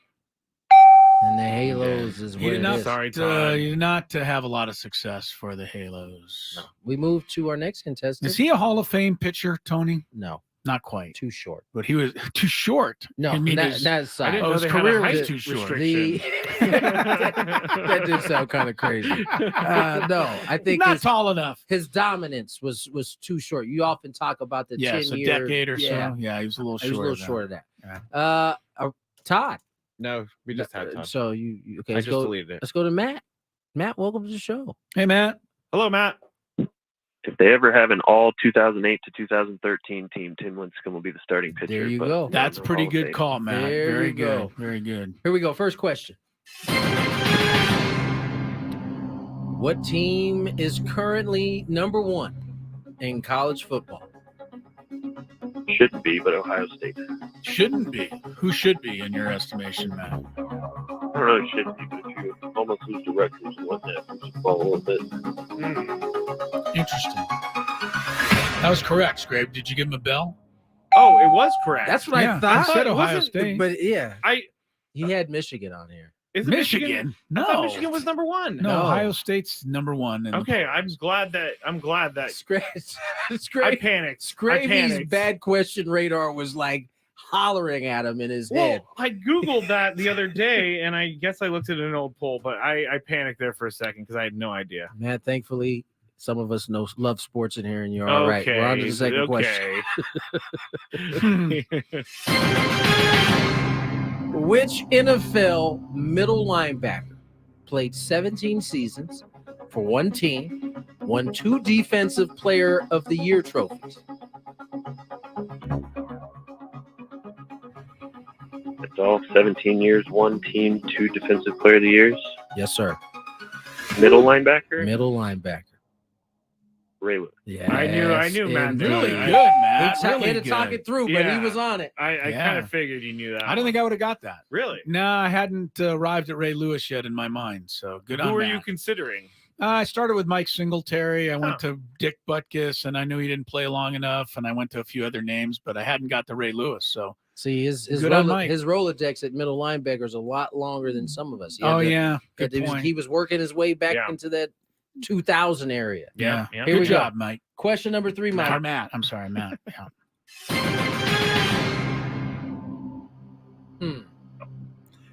Quarterback Jeff George had official stats with 5 teams. Which NFL team did he play for the most? Ooh, the most. I don't really know, but I know Skraby wrote the question for 49ers. Oh, I see you a little outside of the box thinking there. Unfortunately, no. Stay get right you there, the Matt. Victory as of Well, he yet. started with the Colts. I actually saw Jeff George play at the University of Illinois on a Monday night at the Coliseum against USC. Real big arm. Yeah, he was. And I think he was the number 1 overall pick. He was. With the He Colts. was. Yeah. I recall him with the Falcons. I don't really recall him with any other team. So I can't guess another team. I'll say the Colts.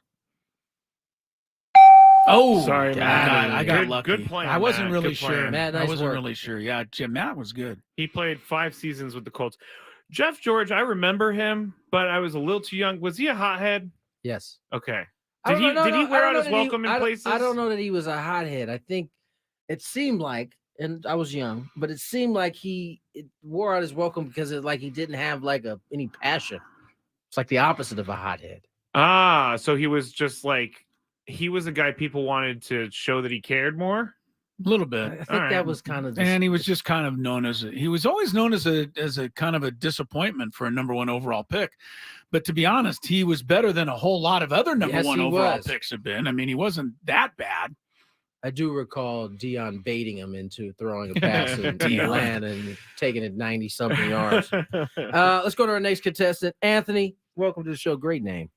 Good afternoon, guys. Good Hello, afternoon, Anthony. Here we go. First question. What former wide receiver had the most receiving touchdowns in a single season during the 1980s? Single season, 1980s. See, that's a little before Jerry Rice. That is.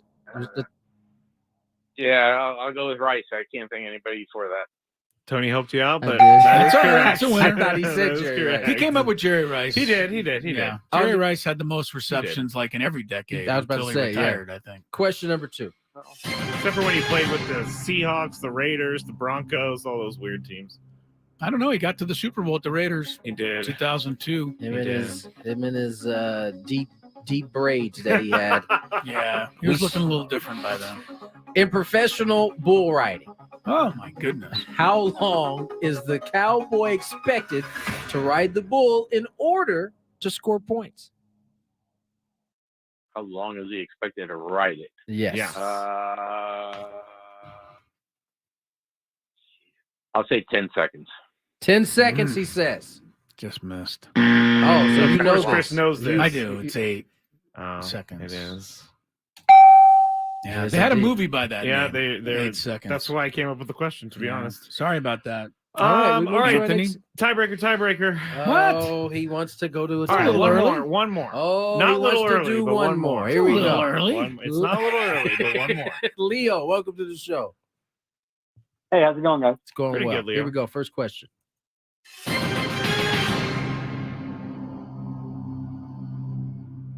When we talk about Maction, what sport are we referring to? Maction. College football. All right. Nice work. Maction fan, I feel like. Attaboy, Leo. Yeah, I'm Question. sure he'll be tuned in tonight. Question number 2. What team did Viking star Chris Carter first play with?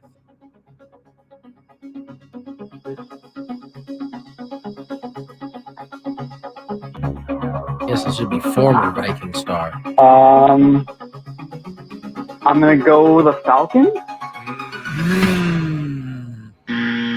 Wrong Stay birds. there. Oh, Eagles. Wrong bird. Eagles. It is now. We go to a tiebreaker. Tiebreaker. Sorry, Leo. John.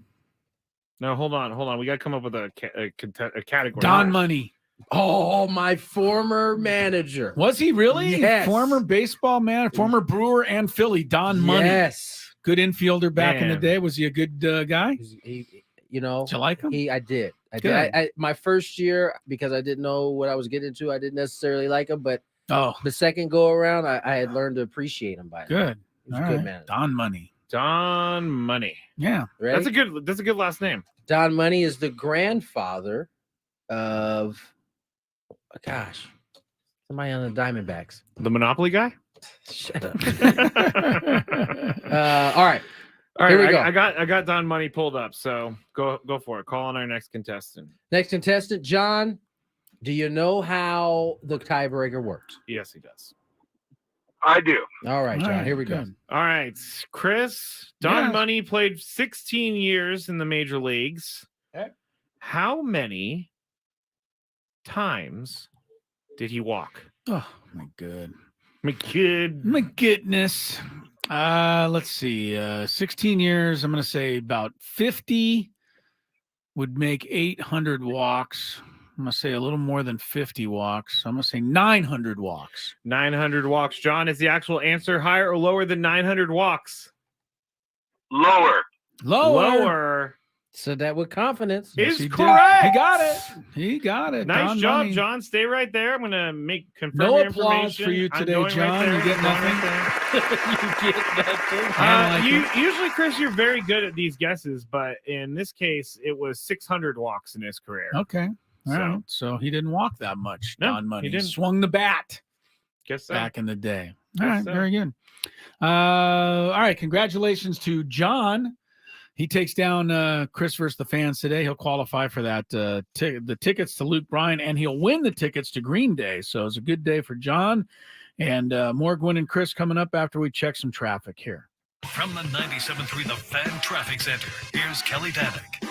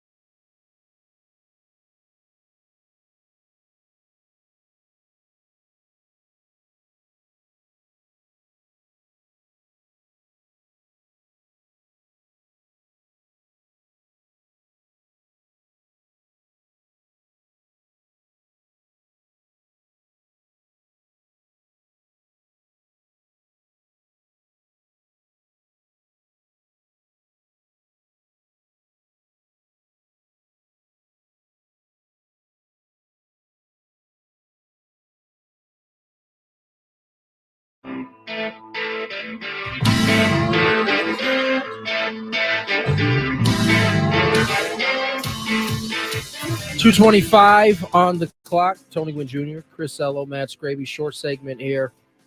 Lakers in action. They will be without their big man. Anthony Davis ruled out.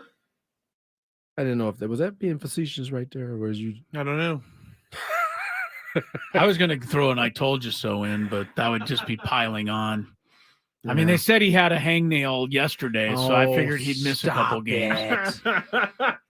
Get off my man, AD. Yeah. He's out tonight. Looks like the Denver Nuggets will be without Mr. Murray. Really good player. Jamal Murray, their the point guard for a month. Yeah. A little hamstring. That's not a bad thing for a championship type team to lose a player for a month. Although November's early in the season, maybe better in February. Yeah, no, because they're going to win a bunch of games and make the playoffs anyway, so it doesn't really matter that much. I see your point because they had a longer season than everybody. Yeah, so right. They had all the extra postseason games. Off season was pretty short for them, so Jamal Murray will miss the next month and be able to get rested up while his team kind of irons out the kinks as they but they're playing good basketball, honestly. They're 7-1. I don't know if they're really ironing out very much right now. Yeah, they're not struggling right now. Playing pretty well. Celtics lost last night, which I believe means every team in the league is lost now.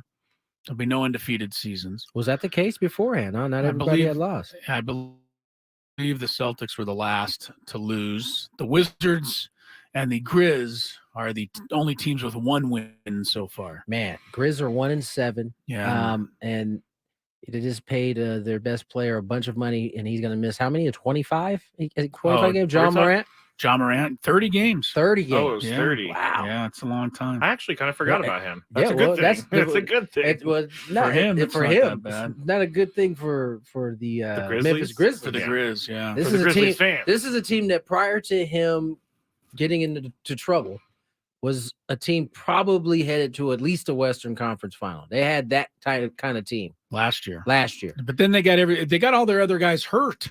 Didn't Steven Adams get hurt? The Lakers polished them off pretty easily in that series. Steven Adams actually is out for all of this year. Had to have some type of knee surgery. And they've lost Dylan Brooks, Dylan the villain, signed with the Rockets.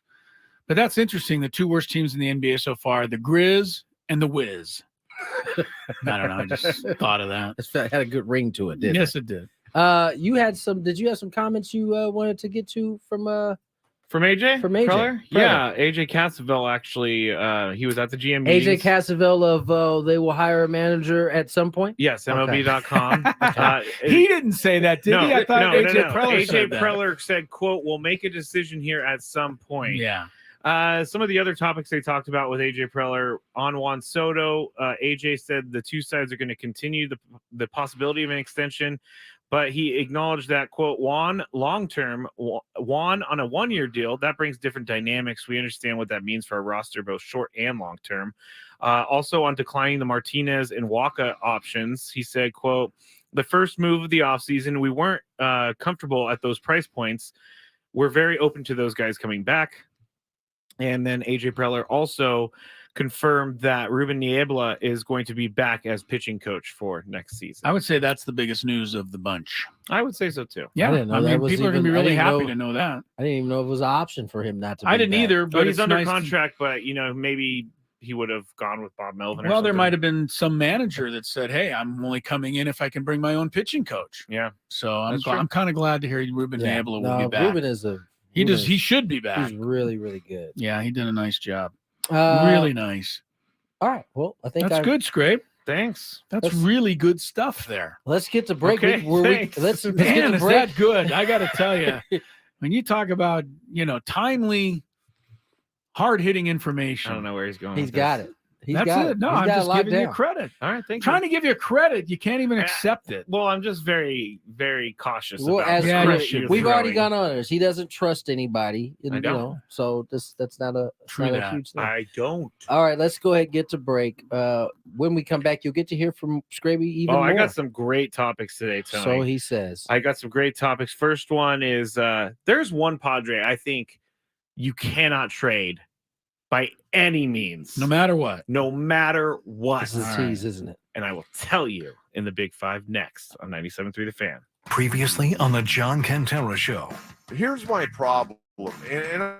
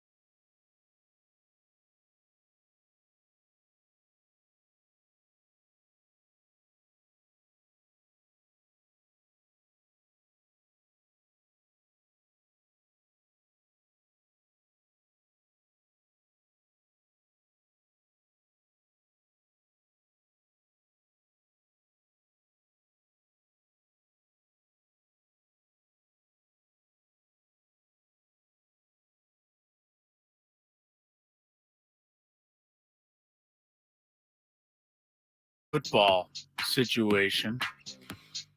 Is that in the Big Five, Skraby? No, I gotta say I'm kind of over this whole Michigan thing. I'm over It's a big but deal. I'm a little over talking about it because there's not a lot more to say. But I'm looking forward to seeing what the resolution is. I mean, is Harbaugh going to lose his job? Is Michigan going to be, stripped of any victories? Is Michigan going to be taken out of consideration for the national championship? I mean, how harsh are these penalties going to be, if at all? I think I'm starting to come around to Skraby's. Yeah, now you're starting to go the other way, huh? I am. Just let Which it way is go. that? To the Just say if you're not cheating, you're not trying. I don't think there should be a let it go. Okay. But I don't know that somebody should lose their job over it. Because I'm not so sure that the other teams aren't doing the same thing. Like I mean, I know Jim is the one that's seemingly the poster child of it. But I have a hard time believing that these other coaches aren't looking for an edge. That they didn't think of the same thing or try to push the envelope. Now, maybe Jim went too far. That's basically how it sounds like the Astro thing happened, right? Everybody was kind of doing their own way of shot, and they just went too far. They bridged too far. Maybe that's what Jim did, but I feel like the other teams are doing the same thing. Wash our hands of him. Yeah. You ready to get rid of him? Huh? I'm ready to move Harbaugh on and have him retire gracefully as the head coach at San Diego State University. Okay. If that's where you're going, I'm with it. Come back to San Diego, Jim. You can cheat here. Yeah. Anyway, no decision has been made yet on that, and it's kind of turning into a he said, she said, too, because now Michigan's claiming everybody else is cheating. So once that comes down, I'm sure we'll have plenty to discuss. But right now, many other things to discuss, including traffic and then a Big Five. He's not ready. From the 97.3 The Fan Traffic Center, here's Kelly Danick. That crash is finally cleared on southbound side of the 163 near Friars Road, so speeds are picking up there. Now an accident near the border, southbound side of the 805. This is right before Camino de la Plaza. A couple vehicles involved. They're blocking the slow lane. And Kelly Danick with Gwynn and Chris, San Diego's #1 sports station, 97.3 The Fan. It's that time of the show when we check on the latest in sports. Only the most important topics and questions are brought to light. Stop what you're doing and listen. These news stories will astound and amaze you. The one, the only. Oh my God, who the hell cares? The Big Five starts now on 97.3 The Fan. All right. This hour is brought to you by the Caltrans Stormwater Program. Visit cleanwaterca.com. Let's change this to that by picking up after our pets, reducing pesticide use, and regularly servicing vehicles. Learn how at cleanwaterca.com. That's cleanwaterca.com from the Caltrans Stormwater Program. We have no time to waste. I teased about a Padre that the Padres cannot trade by any means. And I was looking through some of those trade possibilities this morning, and I found the usual names, but the name that I have not seen, and I definitely was very surprised, the writer said the Padres could look to trade Joe Musgrove in his contract to save some money and the cost cutting of the payroll for the Padres. You can offload some money and presumably get some pitching back for Joe. The first thought I had, though, was, as I've already said, you can't trade him. For the city, for the team, for everyone in San Diego, you cannot trade Joe Musgrove. So, Chris, do you think No Joe has too much local connection to trade him this offseason? No. You guys both look so excited for this question. Yeah, no, I'm excited for it. I'm disappointingly saying no. I don't think a local tie to a community enters into building a ball club in a win-at-all-cost world of baseball anymore. I don't want to see Joe Musgrove traded. I think it would be a blow to the Padres. I would think Peter Seidler and management would say, hey, can we do something different? Do we have to trade Joe Musgrove? But that being said, saying that you could get this and that for Joe Musgrove, you can say you can get this and that for just about any player. So I think it's much ado about nothing. I really don't think he's going to be traded. Tony, what do you think? Can you not trade Joe Musgrove? Because of his ties? His local ties. Yeah, no, there's no such thing. There's no such thing as local ties being so thick that you can't be moved. This game knows no friends, and I'd be in the same boat as Chris in terms of not liking that move at all. But it would be ridiculous to say that there's no way they can move him just strictly based off of his San Diego ties. All right. Thank you, guys. You're welcome. Number 4. According to longtime Patriots reporter Ben Volen, Bill Belichick might be coaching his last game for the Patriots this Sunday in Germany. Whoa. Yeah. Wow. They're moving him out, huh? Do you guys know who Ben Volen is? He's been with the Patriots beat for a long time. And he said, quote, based on my conversations, I don't think it's 100% that Belichick finishes out the season. The Germany game is practically the team's Super Bowl for the Crafts. If Belichick comes home from Germany with a 2-8 record, I think there's a chance the Crafts could make the move in the bye week and install Jared Mayo as the interim head coach for the final 7 games. So, Tony, what do you think the Crafts are going to do here? I don't think they're going to fire him right now. I mean, you're gonna make me believe that 2-8 is all that much better than 3-7 at this point in the year. I mean, neither of those scream to you playoff chances. Why would this be the Super Bowl for them? Because it's in Germany? I don't know, but that's what he said. High profile, I guess type game, I guess. All right, well, whatever. I think no. I making it sound like Robert Kraft is going to be embarrassed to lose this game. Right. He's already lost. He's 2-7 on the year. Yeah. I do think that is not a foregone conclusion that Bill Belichick is just going to ride off in the sunset as a Patriot head coach. But I don't know that happens at the end of this week.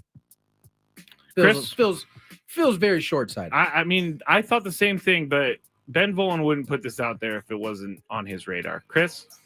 I think they just fly home without him. Leave him there. Leave him in Germany. Let him enjoy the remainder of Oktoberfest, whatever. I was going to say, leave him turns like into Novemberfest. Yeah, like a beer garden or something. Yeah, leave him in and let him have a few beers.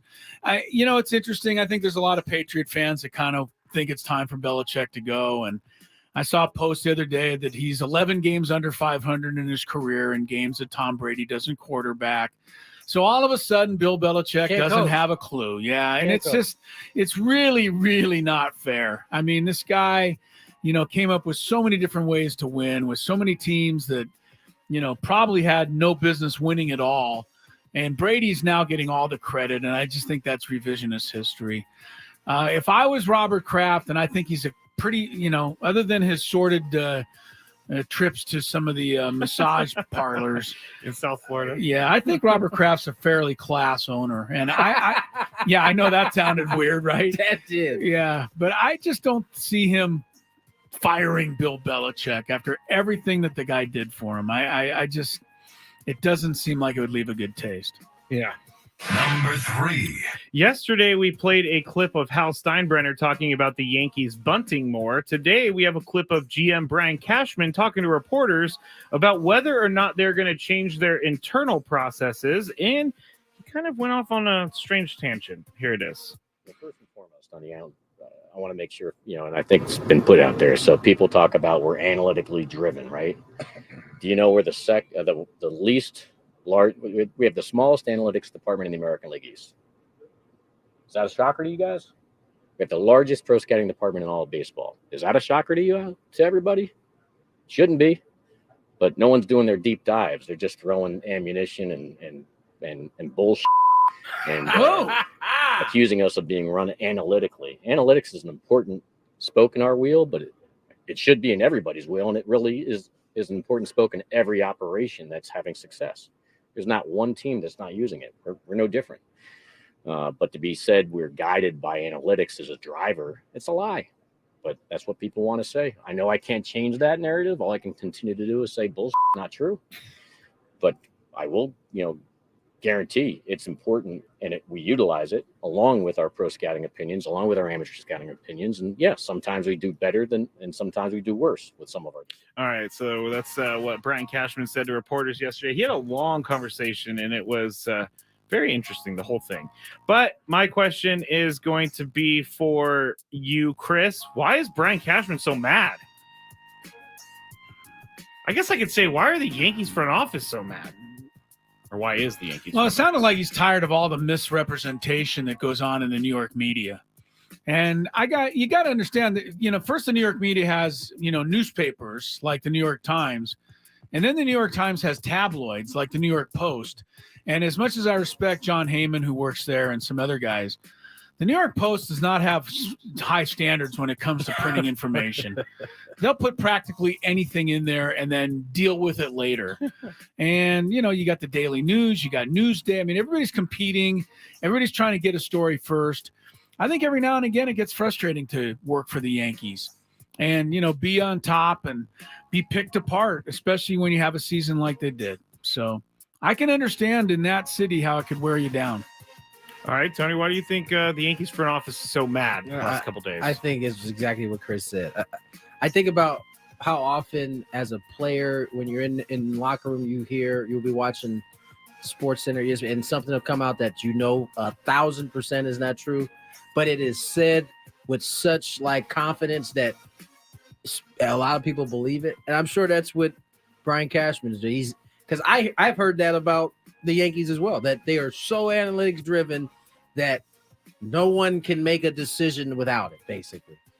And it sounded like he was there to let everybody, that's not true. That although analytics, as I've said, I think everybody in the world of baseball says it's an extremely important tool, but it is not the whole pie. Do you have anything from Hank Steinbrenner yesterday?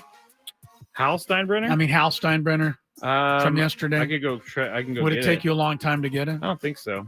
I just want to hear him being Larry David pretending to be George Steinbrenner. Yes, in that case, that was really funny.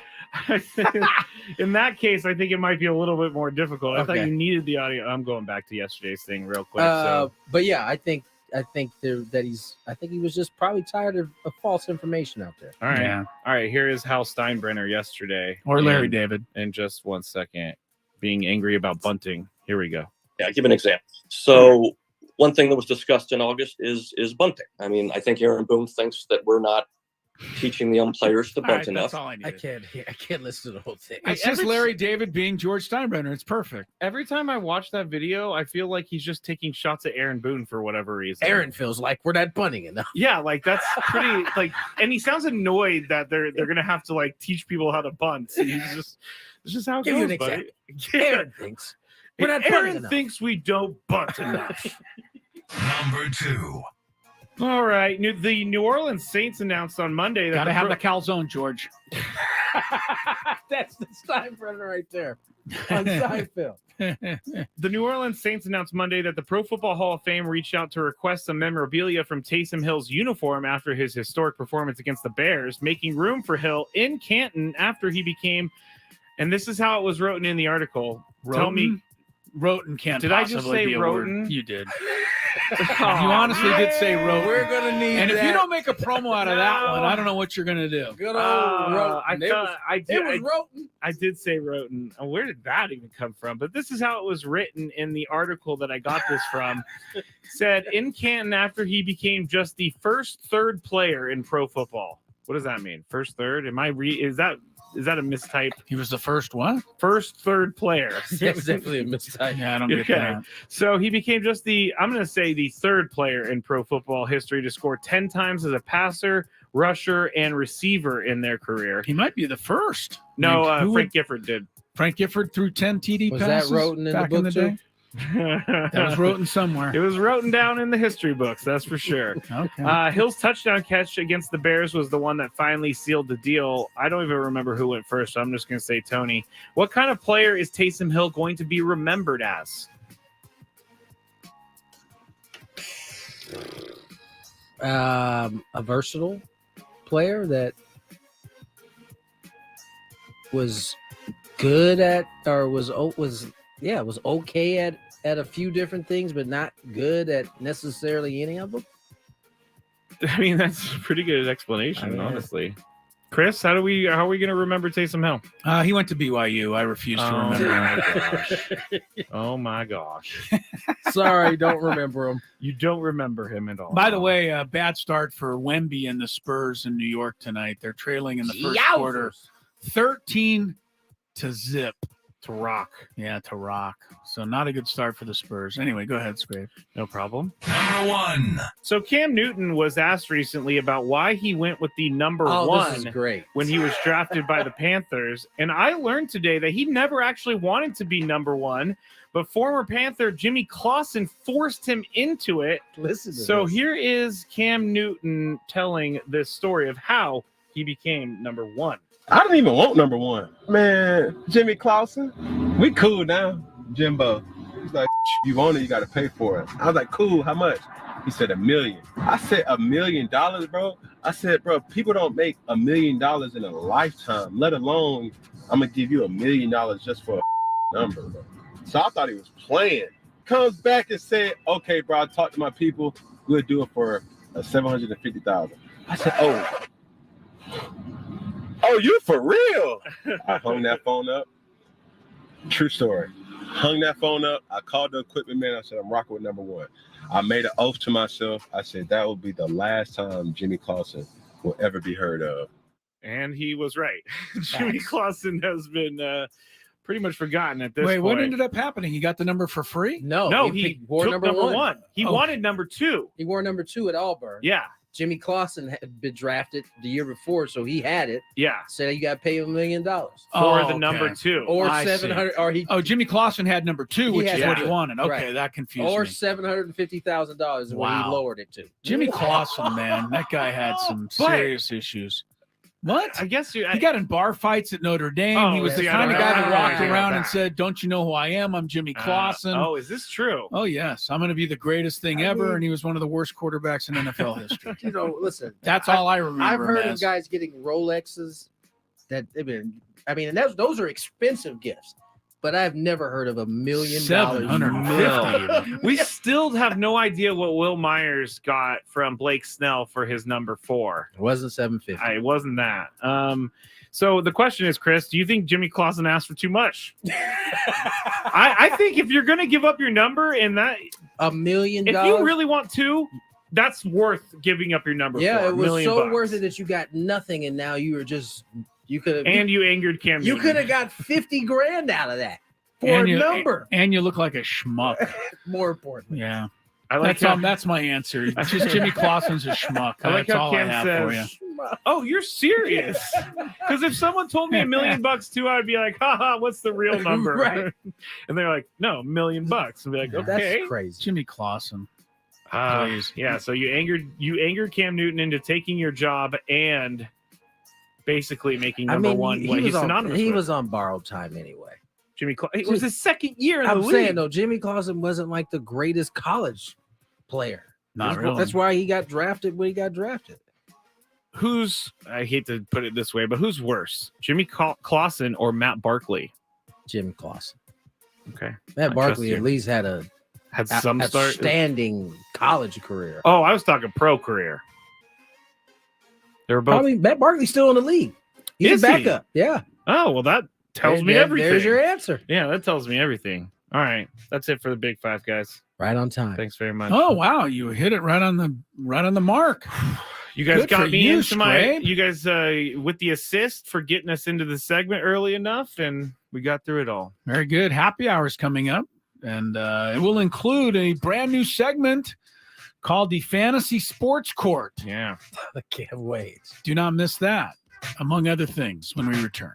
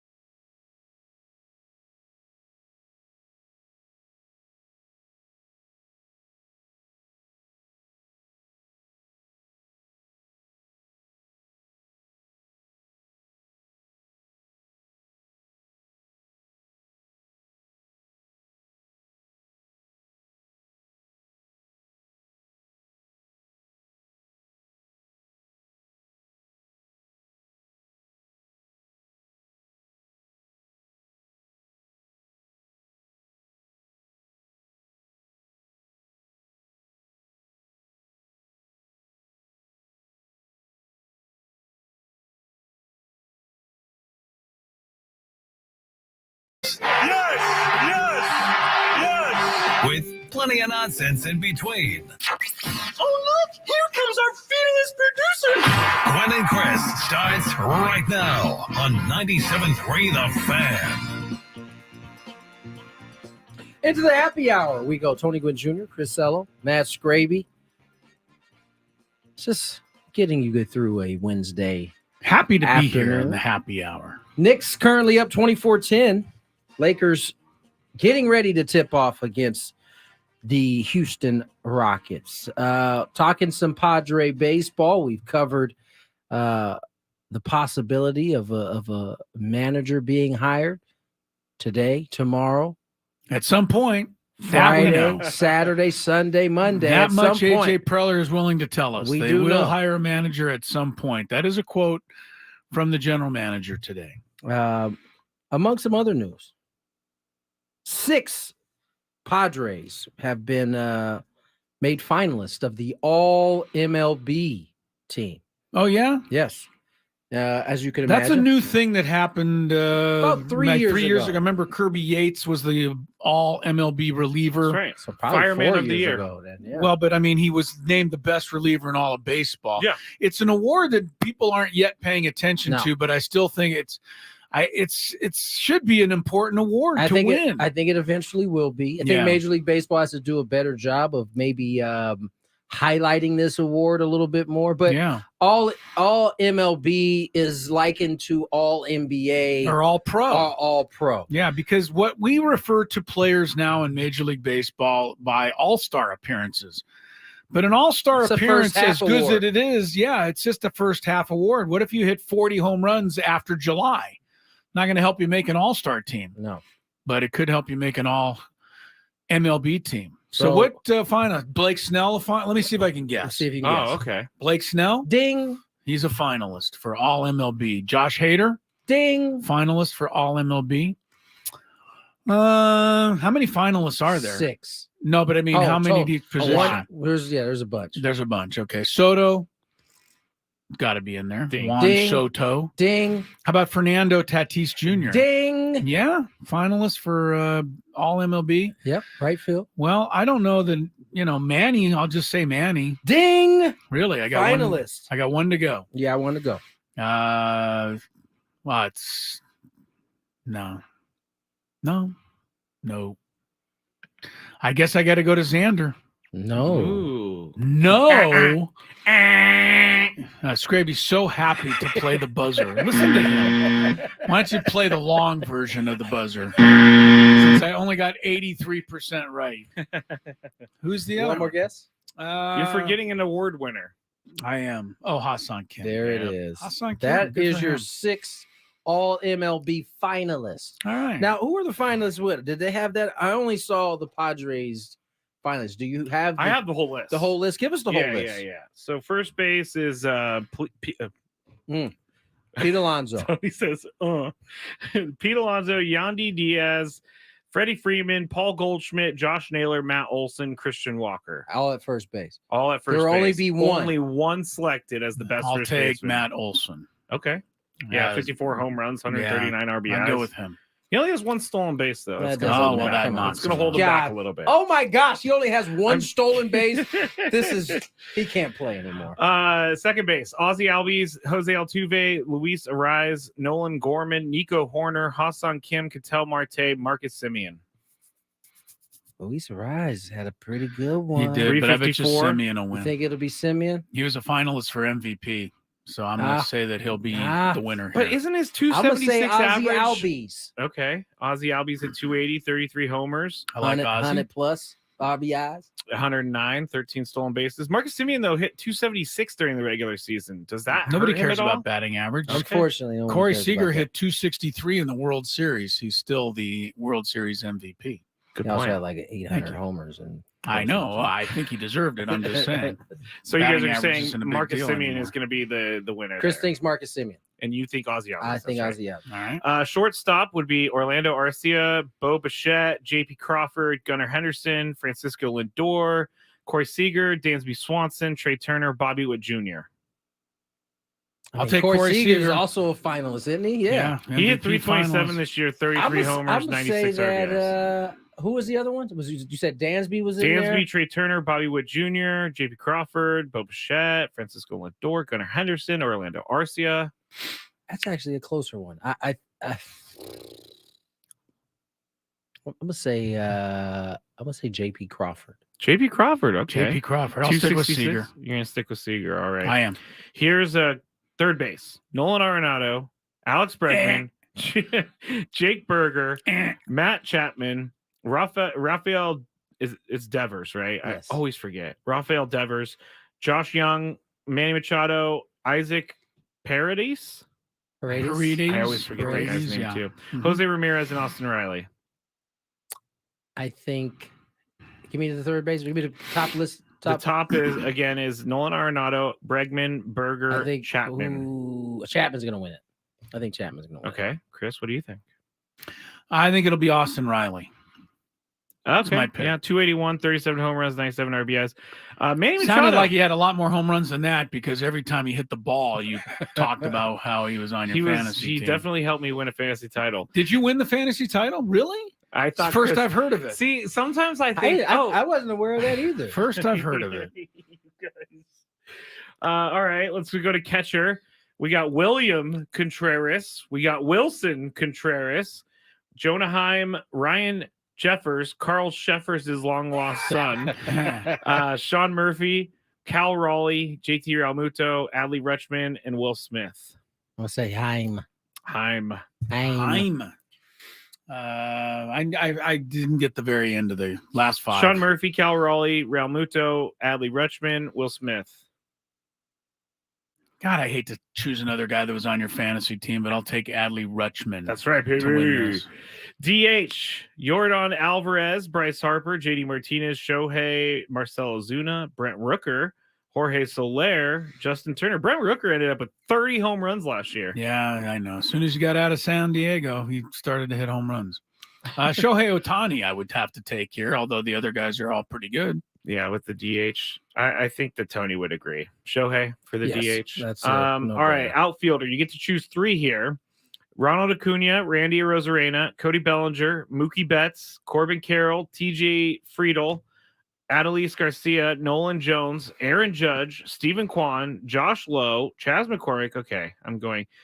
Lane Thomas, Kyle Tucker, Christian Yelich, Fernando Juan Soto, Kyle Schwarber, Anthony Santander, Julio Rodriguez. I know that was a lot of names. I gotta go through and find these lists, these finalists. So I would think you guys would say Ronald Acuna Jr. is one of them. Yes. I'm going to say Acuna, Betts, and Adolis Garcia. All right, on my three. Okay. So I'm not voting for any Padres. No, sorry, no. I can't give you a homer vote. Give me there. those again.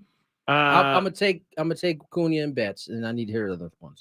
Garcia, Nolan Jones, Aaron Judge, Stephen Kwan, Nolan Jones, Julio Rodriguez, from the Rockies, Kyle Schwarber, Juan Soto, Fernando Tatis Jr., Kyle Tucker, Christian Yelich, TJ Friedel, Corbin Carroll. Juan Soto's not a finalist? Yes, yeah, I said him. Soto. He was in there. Randy Arozarena, Cody Bellinger. I might have to go to Cody Bellinger. Ahead of Adolis Garcia? Okay. No, you're right, because Adolis Garcia took his team to the playoffs. It's your selection. Did you say Roberts? Luis Roberts was in there? Yes, he is. Luis Robert Jr. Who'd you take for your third outfielder? Garcia, along with I'll take Acuna Robert and Jr. Betts. You'll take all right.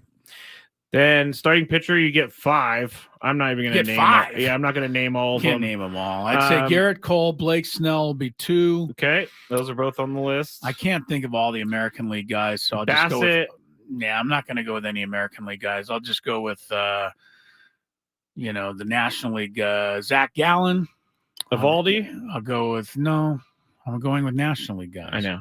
Zach Gallen, Justin Steele, and Spencer Strider. Okay. That's what I'm coming up off the top of my head.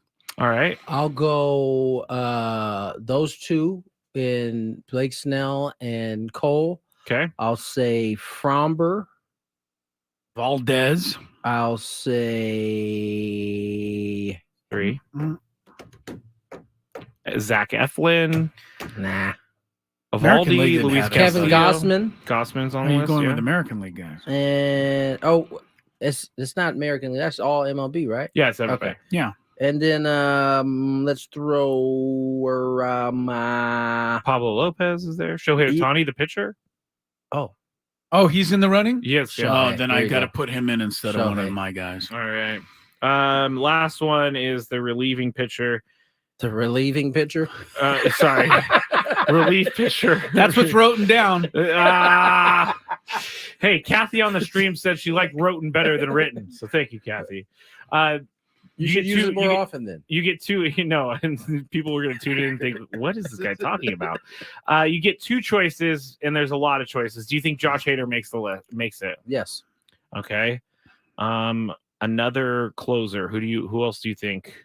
Camilo Duvall, Emmanuel Clase, Chapman. I'll go with Clase at Clase, 44 saves to lead all of baseball. Josh Hader is as good a pick as anybody. I mean, his ERA 1.28 is pretty impressive. Yeah. I'll go with Clase and Hader. Josh Hader's Ks per 9, pretty impressive too. 13.58. All of his numbers are stupid impressive. But why do we? Never mind. We don't need to. We don't need to get into Why it anymore. drag this segment into that? No, I don't want to. You're That's why I'm jaded. stopping myself. That's why I am stopping myself, Chris. Good. Stop it. Stop it and stay stopped. All right. Very good. All right, let's get to break. And stay stopped. Let's get to break. More of the happy hour, which is so Fantasy happy. Sports Court, Tony, a debut segment. I'm excited for this. Yay! Fantasy Sports Court. When we return, here's some I like traffic. that. From the 97.3 The Fan Traffic Center, here's Kelly Danick. Traffic is sponsored by Air Max, San Diego's highest rated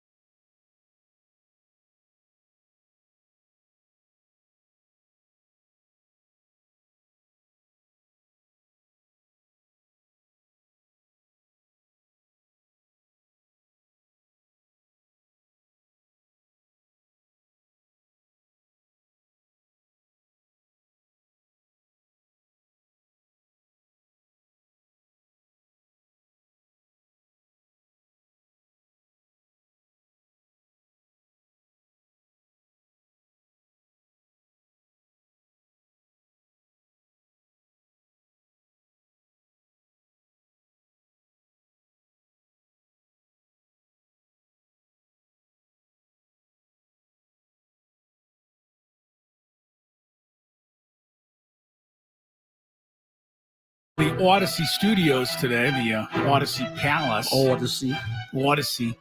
5:19 is the time. Lakers off to a slow start in Houston. Ridiculous. Trailing. Tony's losing his mind over here. 16-7 Rockets in the early going. Maybe if AD played a game or two. Skraby is he really digs, doesn't he? I mean, he just takes every opportunity. It's why we're so nice to him. That's exactly why we're so nice to Skraby, right there. Because he's always very kind to us. The guy makes like $60 million a year. 4 games into the year, he's like, why don't you get a quarterback that can actually stay healthy one time? See, that doesn't bother me. Good. I think I really got under his skin with that one. he's going to come over and whack you, man. I'm not going to be able to protect you. Here we go. A brand new segment Skraby has for us. Kind of. It's an offshoot of one. We used to have sports courts. Yep. Today we've been making it more specific. It's going to be fantasy sports courts. Evidently, people think that Skraby can settle all of their fantasy issues by sending him a text. I enjoy these things. And so he's going to pass some of those along to us. Take it away. Do you have a sports issue, San Diego? Do you need a third party to make a decision? The guys have put on their robes and picked up their gavels. All rise. Here comes the judge. Gwynn and Chris Sports Court starts now on 97.3 The Fan. Just stole the other over. Yes, it's an offshoot of this. It's a spin-off. I mean, even spin-offs have their own theme music. It's not stealing the old shows. Well, today we're going with the old. We're going with the old stuff. Just because I don't know how this is going to go, to be honest. So, well, let's see what happens. All right. This one is from Andrew. And Andrew was writing in to say, I've heard you talking about certain situations in fantasy football leagues, and I had one with my league recently and wanted your thoughts. Taysom Hill is designated as a tight end in our league. We tried to have a vote before the year about whether or not he should be a flex-only player, but our commissioner said there will be no vote and kept Taysom Hill as a tight end, quarterback, and flex option. We now have seen enough for him to know that this is not right, and he is not really a tight end. He may catch a pass or two, but he does a lot more running and throwing than he does receiving. He doesn't even line up on the field as a tight end. So we would like to have this reconsidered in our league this offseason. Let's start with you, Chris. How do you think about Taysom Hill in your league? And I guess in this case, we'll talk about our Odyssey league. Well, I think you're only bringing this up because your opponent last week, Thomas, picked up Taysom Hill for a tight end, and he scored like 30 points. Did to it help bother beat me? You. Yes, I'm sure it did. But that aside, I don't understand why they list Taysom Hill as a tight end either. Frankly, I mean, I see him line up at quarterback 90% of the time. The other 10% he lines up as a wide receiver. So how in the world he qualifies as a tight end is beyond me. So in this particular case, common sense says change the rule, make him a quarterback. I mean, that to me is what he is. And if you really want to play him at, as a running quarterback, then you can play him. But to play him as a running quarterback and then able to use him as a tight end it's a bit of an unfair advantage. So I'm going to agree with your friend here. They should change the rule. All right, Tony, how do you think about Taysom Hill in our league? Quarterback / wide receiver. Yeah. So he could play either position. I think so. I mean, you'd let him play. Yeah. But I mean, if you want to waste a lot of rushing yards. But here's the catch, right? Is he lines up at those positions, but does he get enough touches to be impactful at it? You're not going to put him at wide receiver in your league unless you're really desperate. You are. But tight end makes him like a top player. Yeah, he's better than Travis Kelce because he can score touchdowns in all different ways. He's not better than Travis Kelce. I would fantasy player. Better. I would just put sometimes. No, he's not anywhere close to Travis Kelce. I take everything back. I would say this is bad commissioner. Yeah, kind of making a ruling with an iron fist. Like didn't even include the rest of the league. Yeah, that's not a good partnership there. Can you imagine having Taysom Hill and having the ability to play him as a quarterback, a tight end, or a flex? If you play Taysom Hill as a quarterback only, that would be fair to me because now you're banking on him to score touchdowns in other ways. So the commissioner has decided that he can be used at all three different spots. Why wouldn't they want that? because they say it's unfair to the person because if they put him at tight end, then he's running the ball more often, so he's not really a tight end. So you have a hand up on the tight end position if you have Taysom Hill. But if you put him at quarterback, then you have to really think, do I want to start him this week? Hold up. Maybe I need to take a step back to this. Might not be on the commissioner. This might be on the fellow GMs of the league. If he's given, so that let me make sure I understand this. The commissioner has ruled that he could be a quarterback, a running back, or a wide receiver. Yeah, basically. And they don't want that. Well, flex. They don't want it because they don't want their opponents to be. They're basically. I didn't get too far into this. First of all, if you're starting Taysom Hill to be Tatum Hill. If you're starting Taysom Hill to begin with, you're already kind of behind the 8 ball. Not a tight end. Not a tight end. Tony, he's the 8th ranked tight end in overall fantasy scoring. And so he can play tight. He's okay to play tight. That's what That's what he's listed on ESPN as a tight end. I don't see the. That's just ridiculous. I guess I don't see the drawback of it being all 3. Like if you want to play him at tight end, you can play him at tight end. If you want to play him at quarterback, you can play him at quarterback. I don't think you should be able to play him at tight end. Yeah, I just don't think he ever plays there. He's not a tight end though. But he's 8th in the tight end. Yes, rankings? because ESPN ranks him as a tight end.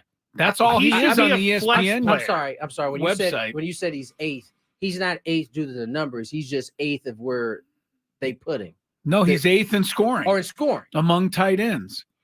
I mean, that's pretty high for a guy that takes snaps as a quarterback, running the ball in from the 2-yard line to be ranked 8th or among all tight ends. So if you have him on your roster, wouldn't you just keep him at tight end? Yes. Yeah. So that's a big advantage. They're saying that they don't want him to be a tight end. They don't want him to be a tight end. They want to force a decision to be a little bit more difficult of where to play him in the lineup, whether it be a quarterback or a flex. Because some leagues you can't put quarterback in flex. So if you're going to play him as a flex player, that means you have to leave possibly another player on the bench that you might want to play. I see. But if he's a tight end, then it doesn't matter. I've never played in a league where you could play anybody in your flex position. So this is there's only a few guys that are better than Taysom Hill at tight end. I mean, Kelsey, Hawkinson, Andrews, Laporta, George Kittle, Evan Ingram, maybe. I mean, that's about it. Yeah. I mean, but that's about how many tight ends there are that are worth anything anyway during the season. But Taysom Hill, to me, doesn't play tight end. I don't get it. He's got 49 rushing attempts, and he's got 20 receptions. Yeah. Anyway. Yeah. I don't know. All right. Tony's really on the side of in our league, he is a tight end only, right, Chris? He's not like a quarterback. You could flex him. You could use him as flex. Yeah. Because he's a tight end. But it wouldn't be an advantage to you to flex him. It's an advantage to you to use him as tight end. Exactly. And that's what they want to eliminate. They want to force a harder decision for someone to play Taysom Hill outside of the tight end spot. All right, I'm going to make a ruling. Okay, make a ruling. We spend far too much time on this guy's question. I don't think so. What's your ruling? My ruling is to move on to the next question. I mean, come on. We've already given our opinion on this. All right, so the next one. They got resolved. So good luck figuring it out. Yeah, fellas. I don't think it got resolved. My official ruling is he should be a flex only player. Well, you're not the official. You're the 2 judges. Last time I checked in this game here. Yeah, we couldn't decide. So we couldn't decide. The Supreme Court could not come up with a ruling. We'll punt it back down to the lower courts. Next one, the lower courts. I was listening a few weeks ago and heard Skraby talking about trade in his league, which one player had both the players that they received in the trade get injured that same day. I have a similar situation. I was playing golf with a guy in my league who is in desperate need of a running back due to his team being decimated with injuries. I had Cam Akers just sitting on my bench, so during golf, we agreed I would trade Cam Akers to him this Monday. In reality, I don't really care to make the trade, but my friend needs a running back, so I did the decent thing and helped him out. Well, Sunday morning, I proposed the trade we had agreed upon during golf before the games. Cam Akers then tore his Achilles on Sunday and is now going to be out for the rest of the season. My friend then canceled the trade and refuses to honor his verbal agreement. So, Tony, this person is seeking vengeance and just wants their player now. Right. Am I overreacting or should he complete the trade? I don't know. I don't know that you're overreacting, but I think as a grown man, you should know that verbal agreements are about as good as the words that are coming out of someone's mouth. And so the fact that you didn't click the trade and you didn't accept trade on said site, this is a no-brainer. Kept it open for an injury to cancel it. This is why teams push through these deals so that just in case something happens on the other side, you don't have to give up the player back. You know what? They should have made the trade on the golf course. On the golf. There's phones. Yeah. You got iPhones. Oh yeah, now. it's easy. You could have put that and Android. Say, hey man, I need you to go ahead and push accept deal now.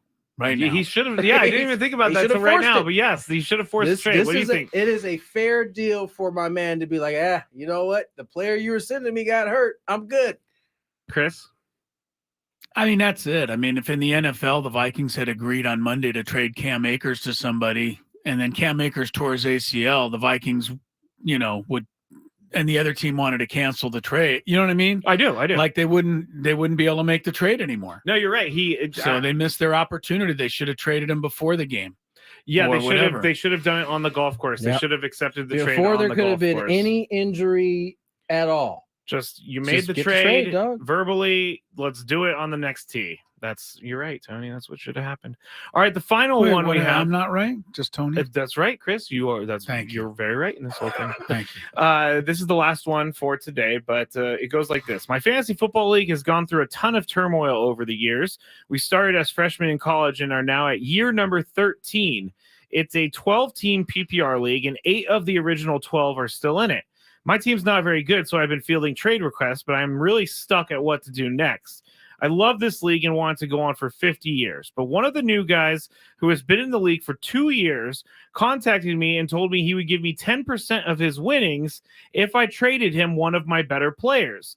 I couldn't believe he said this, and to protect the league, I've been thinking about outing him to the rest of the players. Oh, Ratatouille. I haven't done it and don't want to be like Skraby the Karen in Tattle, which I don't appreciate. Is he talking to Scarin again? Karen.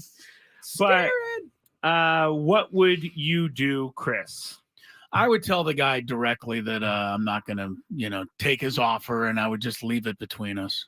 Okay, you're not going to tell the league. I don't think so, but it depends how much the guy's a nuisance. I mean, if there are other incidents where he's causing some havoc, then maybe I would use this against him. But if this is a one-time, situation, I would just tell him, it's probably not the right thing to do. All right. So let's not do it, and I would just keep it between us. All right, Tony, what would you do? Yeah, I think I'd take the page out of Chris's book. I wouldn't Ratatouille this guy to the league.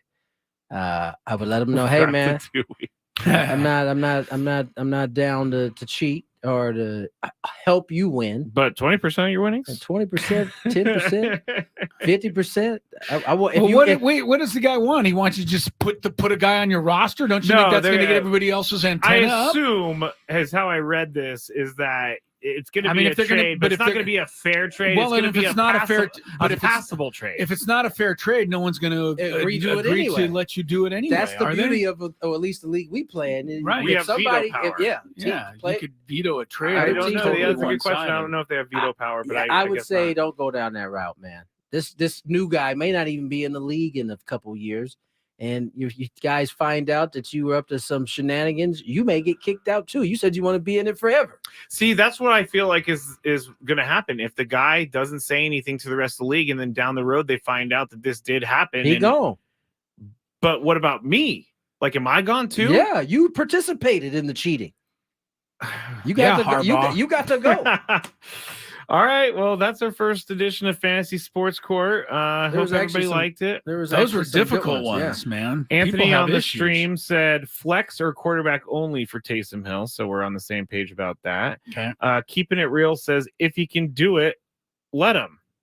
If you can do what, let him. If you can put Taysom Hill in the tight end spot, let him. Well, of course. I mean, that's the rules as it stands. Our commissioner hasn't taken action on that, but I think maybe for next year he should think about it. We're going to do a vote in the offseason about Taysom Hill's Although position? everybody's thing is Taysom Hill next year could do like he does in most years, which is not a whole lot, and it won't even be that. It won't be an issue. And you know what's interesting too? He was available as a free agent like 3-4 weeks ago. He was. So any of us could have picked him up. Yeah. And you know Thomas what? did. Thomas did. It's the most annoying thing in the world to have Thomas beat me with Taysom Hill in the flex spot. So, I loved it. I know it was fun to watch. I loved it. All right, more Gwynn and Chris coming up. We got our interview of the day unless I get cut off. No, we're but gonna my take a bad. break. My bad. Got it? Ben and Woods on the Fan. Spiritual mouthwash. What's going on? Positive, sports related, non-sports.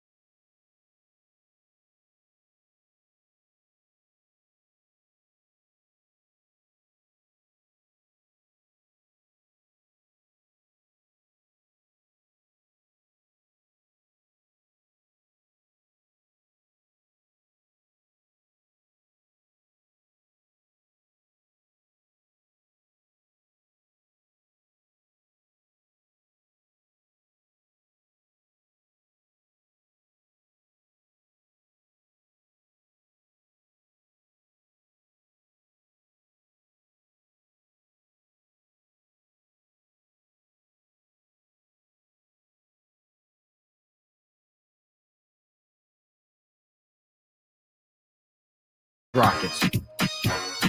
It's quite fun. 5:40 on the clock. Tony Gwynn Jr., Chris Ello, Matt Skraby. Saw that the Lakers have the worst. It's early in the year, but they have the worst first quarter point differential in the league. Makes sense. And they're not helping that statistic tonight. But they gave up 31 in the first half today? Down, let's see, 32-18 at the end of the first quarter. I think they gave up close to 40 in their last game. In the first quarter. So Darvin Ham needs to work on his pregame speech. Get him riled up. Got to get riled up, T. It's certainly they're winless on the road. Yes. They're unbeaten at home. They're winless on the road. And they're on the road tonight. 0-4 on the road, 3-0 at home. It's starting very similar to last year. Not as badly as last year. No, similar. It's like Golden State last year. Remember, they couldn't win on the road. They never did win on the road until the playoffs. That's right. Then all of a sudden they upended. Who did Golden State beat in the first round? And they did it on the road. Was it the Grizzlies? No, Lakers took out Lakers beat the Grizzlies. It was somebody. Sacramento. They Sacramento, took out first round. but they beat them on the road to wrap it up, and they hadn't won on the road all year. Yeah. So you never can tell. It's so early in the season, but you know what I'd like to find out is where do I get these statistics and standings of the NBA Cup? Well, they've got this big deal going on. They have to make some standings available so we can follow along. Yeah, I think maybe they only show it on Tuesdays and Fridays too, along with the game. Yeah, I don't know. I'm just making that up. Yeah, I don't have any idea, but I mean, I don't know what anybody's standing is. I want to be an NBA Cup fan. Kind of hard. They're making it tough for me. They're making it tough. I don't know if you saw this. There was a quote attributed to one of your favorites, Chris Paul. And he was bringing up the All-Star because you and I have talked about the All-Star game and how it's just a glorified pickup game now, right? Sure. And I would say guys actually play harder in pickup games than they do in the All-Star game. Yeah, in the pickup game, you got your rep at stake, man. Right. You got to try to guard somebody a little bit. Chris Paul was making the point, and this got back to Adam Silver. He basically said, you have guys don't get to do their normal routines that they would for a regular game. You got these long drawn out introductions where we're on a stage. And then, when all that goes away, you want us to come in and play like a game, up to the level that you feel you feel the standard should be. Adam Silver responded, said, you know what? I didn't take that into account basically. And that they're going to do a better job of trying to make it a game more competitive. You go back to the 80s and 90s, and this made the Chris Paul point stick. They didn't have like the introductions with guys coming off a stage. It was just like a normal basketball game. Exactly. And so I think the NBA is really going to try to get back What to do you that. think of the NBA adopting what baseball did with its All-Star game for a while? Give home court advantage in the NBA Finals to the team that wins the All-Star game. That would be huge in basketball. It would be huge. That would make basketball definitely in is baseball, a a home field, not that big a thing. But in basketball, I mean, if you give the home court in the finals to the team that wins the All-Star game, whew. Adam Silver, listen up. Listen up, we got an idea for you. All right. We got to get to Bryce Miller, who joined us earlier, but first here's some traffic. From the 97.3 The Fan Traffic Center, here's Kelly Danick. Well, guys, here we go. Now that it's dark, people forgetting how to drive. Northbound side of the 15's been hit with an accident now right before Mira Mesa Boulevard. Does not appear to be blocking any lanes. Now traveling on eastbound 52, just before Regents Road, there is an accident involving a couple of vehicles. One wound up in the center divide. One is over to the right shoulder. Northbound side of the 125, just before Lemon, an accident over the right shoulder. And close to the border, southbound 5, right around Via de San Isidro, there is a collision, not showing if any lanes are blocked. I'm Kelly Danick with Gwynn and Chris, San Diego's #1 sports station, 97.3 The Fan. Goes by the name of Bryce Miller and comes on the program from time to time to catch us up on stuff. Bryce, how are you today? Thanks for joining us.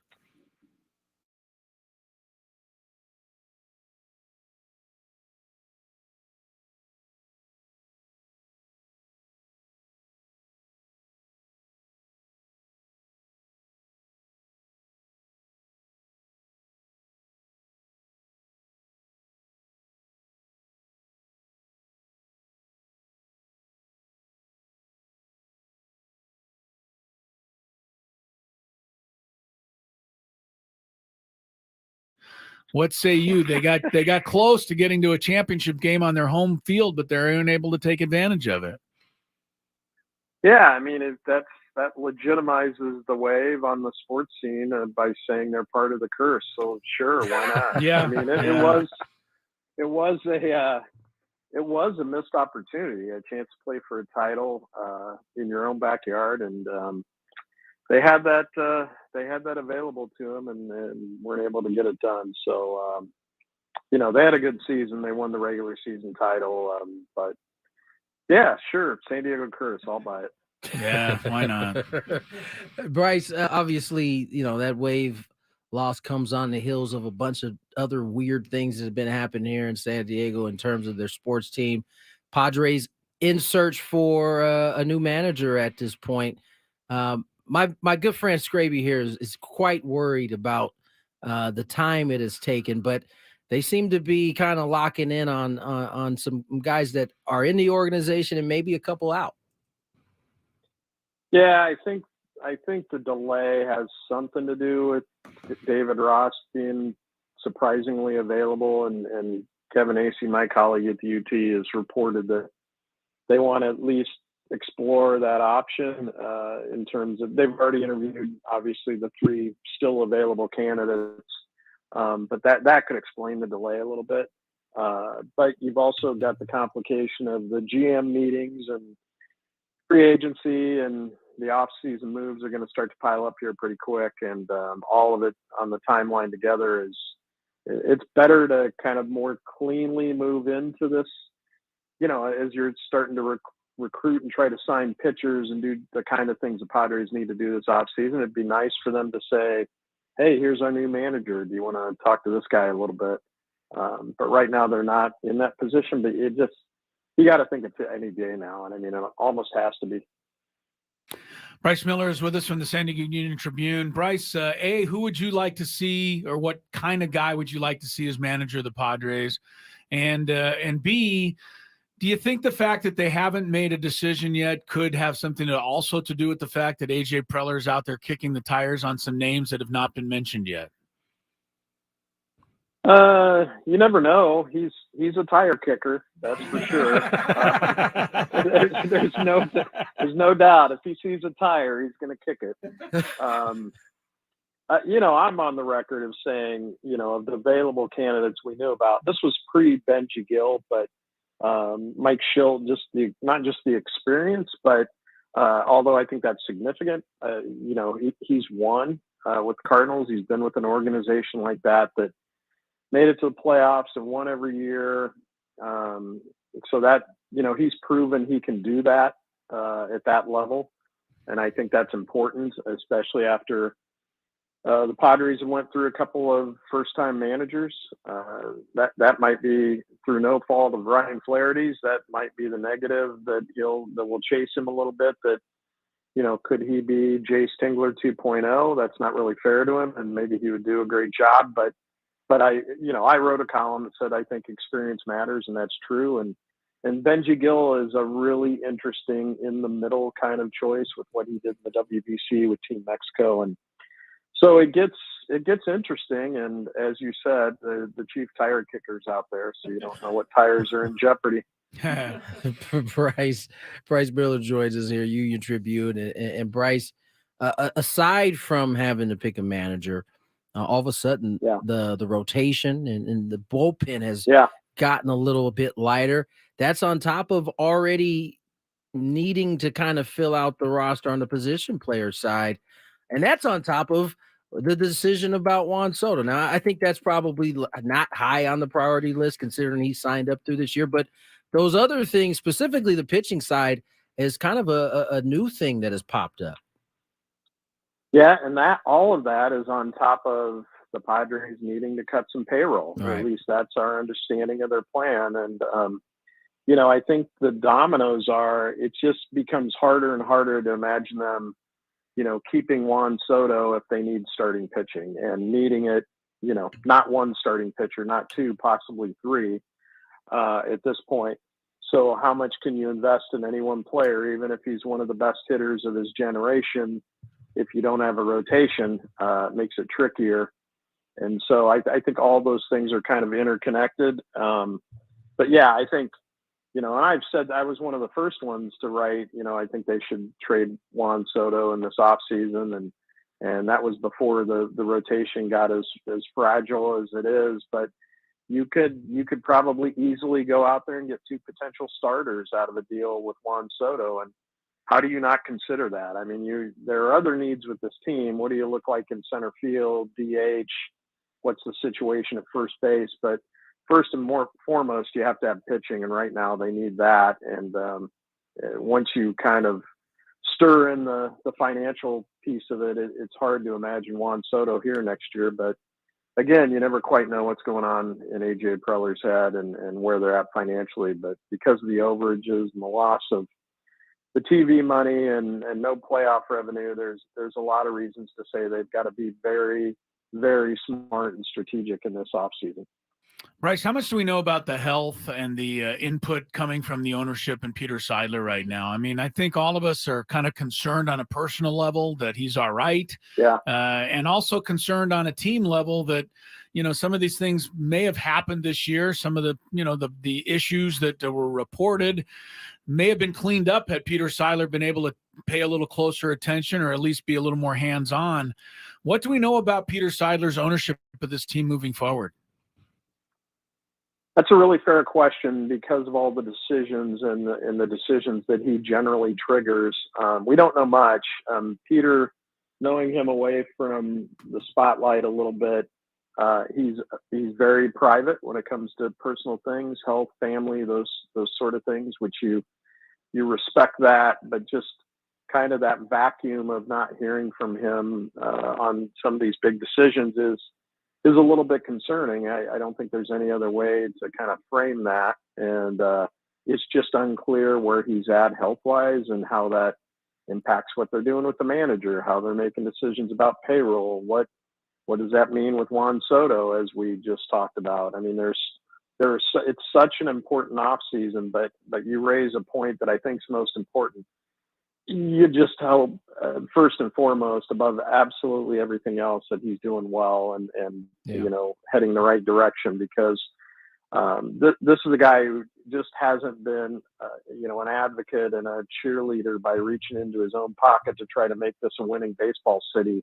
But his work with the homeless community and lots of other reasons, he's a really important person in San Diego, and that goes beyond baseball. No doubt. Bryce Miller, one last thing, Bryce, before we let you go. They just had the Breeders' Cup this weekend at Santa Anita up in L.A. And just a reminder to everybody, we do have world-class horse racing in this city, and the Breeders' Cup is heading back to Del Mar for 2024 and for 2025. What does that mean to our community, and should we give it a little more credence?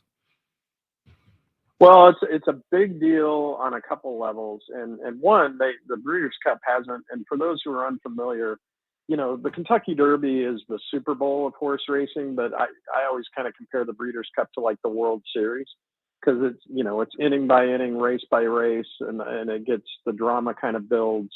It's a 2-day, 14 race, $31 million at stake thing, but it brings people from all over the world, and as there's sheiks and private jets, and it infuses a lot of money into the economy. It's a feather in Del Mar's cap. They haven't had the Breeders' Cup is not awarded back-to-back hosting rights since 2014. So it's by the time Del Mar gets to this year. So you're right, they have it in 2024 and 25. It'll have been more than a decade since that had happened, and it's kind of a thing. Del Mar really, Joe Harper, the CEO out there, Chris, I know you know him well, great guy. He would have given a couple of fingers and toes to get the Breeders' Cup once, and they got it in 2017. They got it again in 2021, and now they're going to have it 4 years over a 9-year stretch. And for all those reasons, who it brings, the kind of ripples from it, the notoriety, what it says about Del Mar and the respect it has in the industry for not just the location, but the safety record and a lot of other reasons, it's a big deal for sure. Bryce Miller, a big deal. We appreciate it. Bryce, always good catching up with you, and look forward to the daily columns, but the rest of the week. And I'll be reading. Thanks for your input. Thanks for your time, and look forward to seeing you down the road. Thanks, Bryce. Shortly. Sounds good. Watch your tires. Yes, they could be kicked. They could be kicked at any moment. Bryce Miller from the San Diego Union Tribune. Always a pleasure having him on the program. Bryce, good sense of humor. He was good. I said, see you down the road shortly to him, which is a conundrum of. See you down the road shortly. Yes. So that was way off. I didn't get that. I caught it. Just hearing it back just didn't sound quite right. See you on the road shortly. Down the road shortly. See you down the road shortly. Yeah. Made no sense. We'll have a short show tomorrow. Thursday Night Football falls 2 to 4:30. Don't want to miss it. See you tomorrow. Have a good night.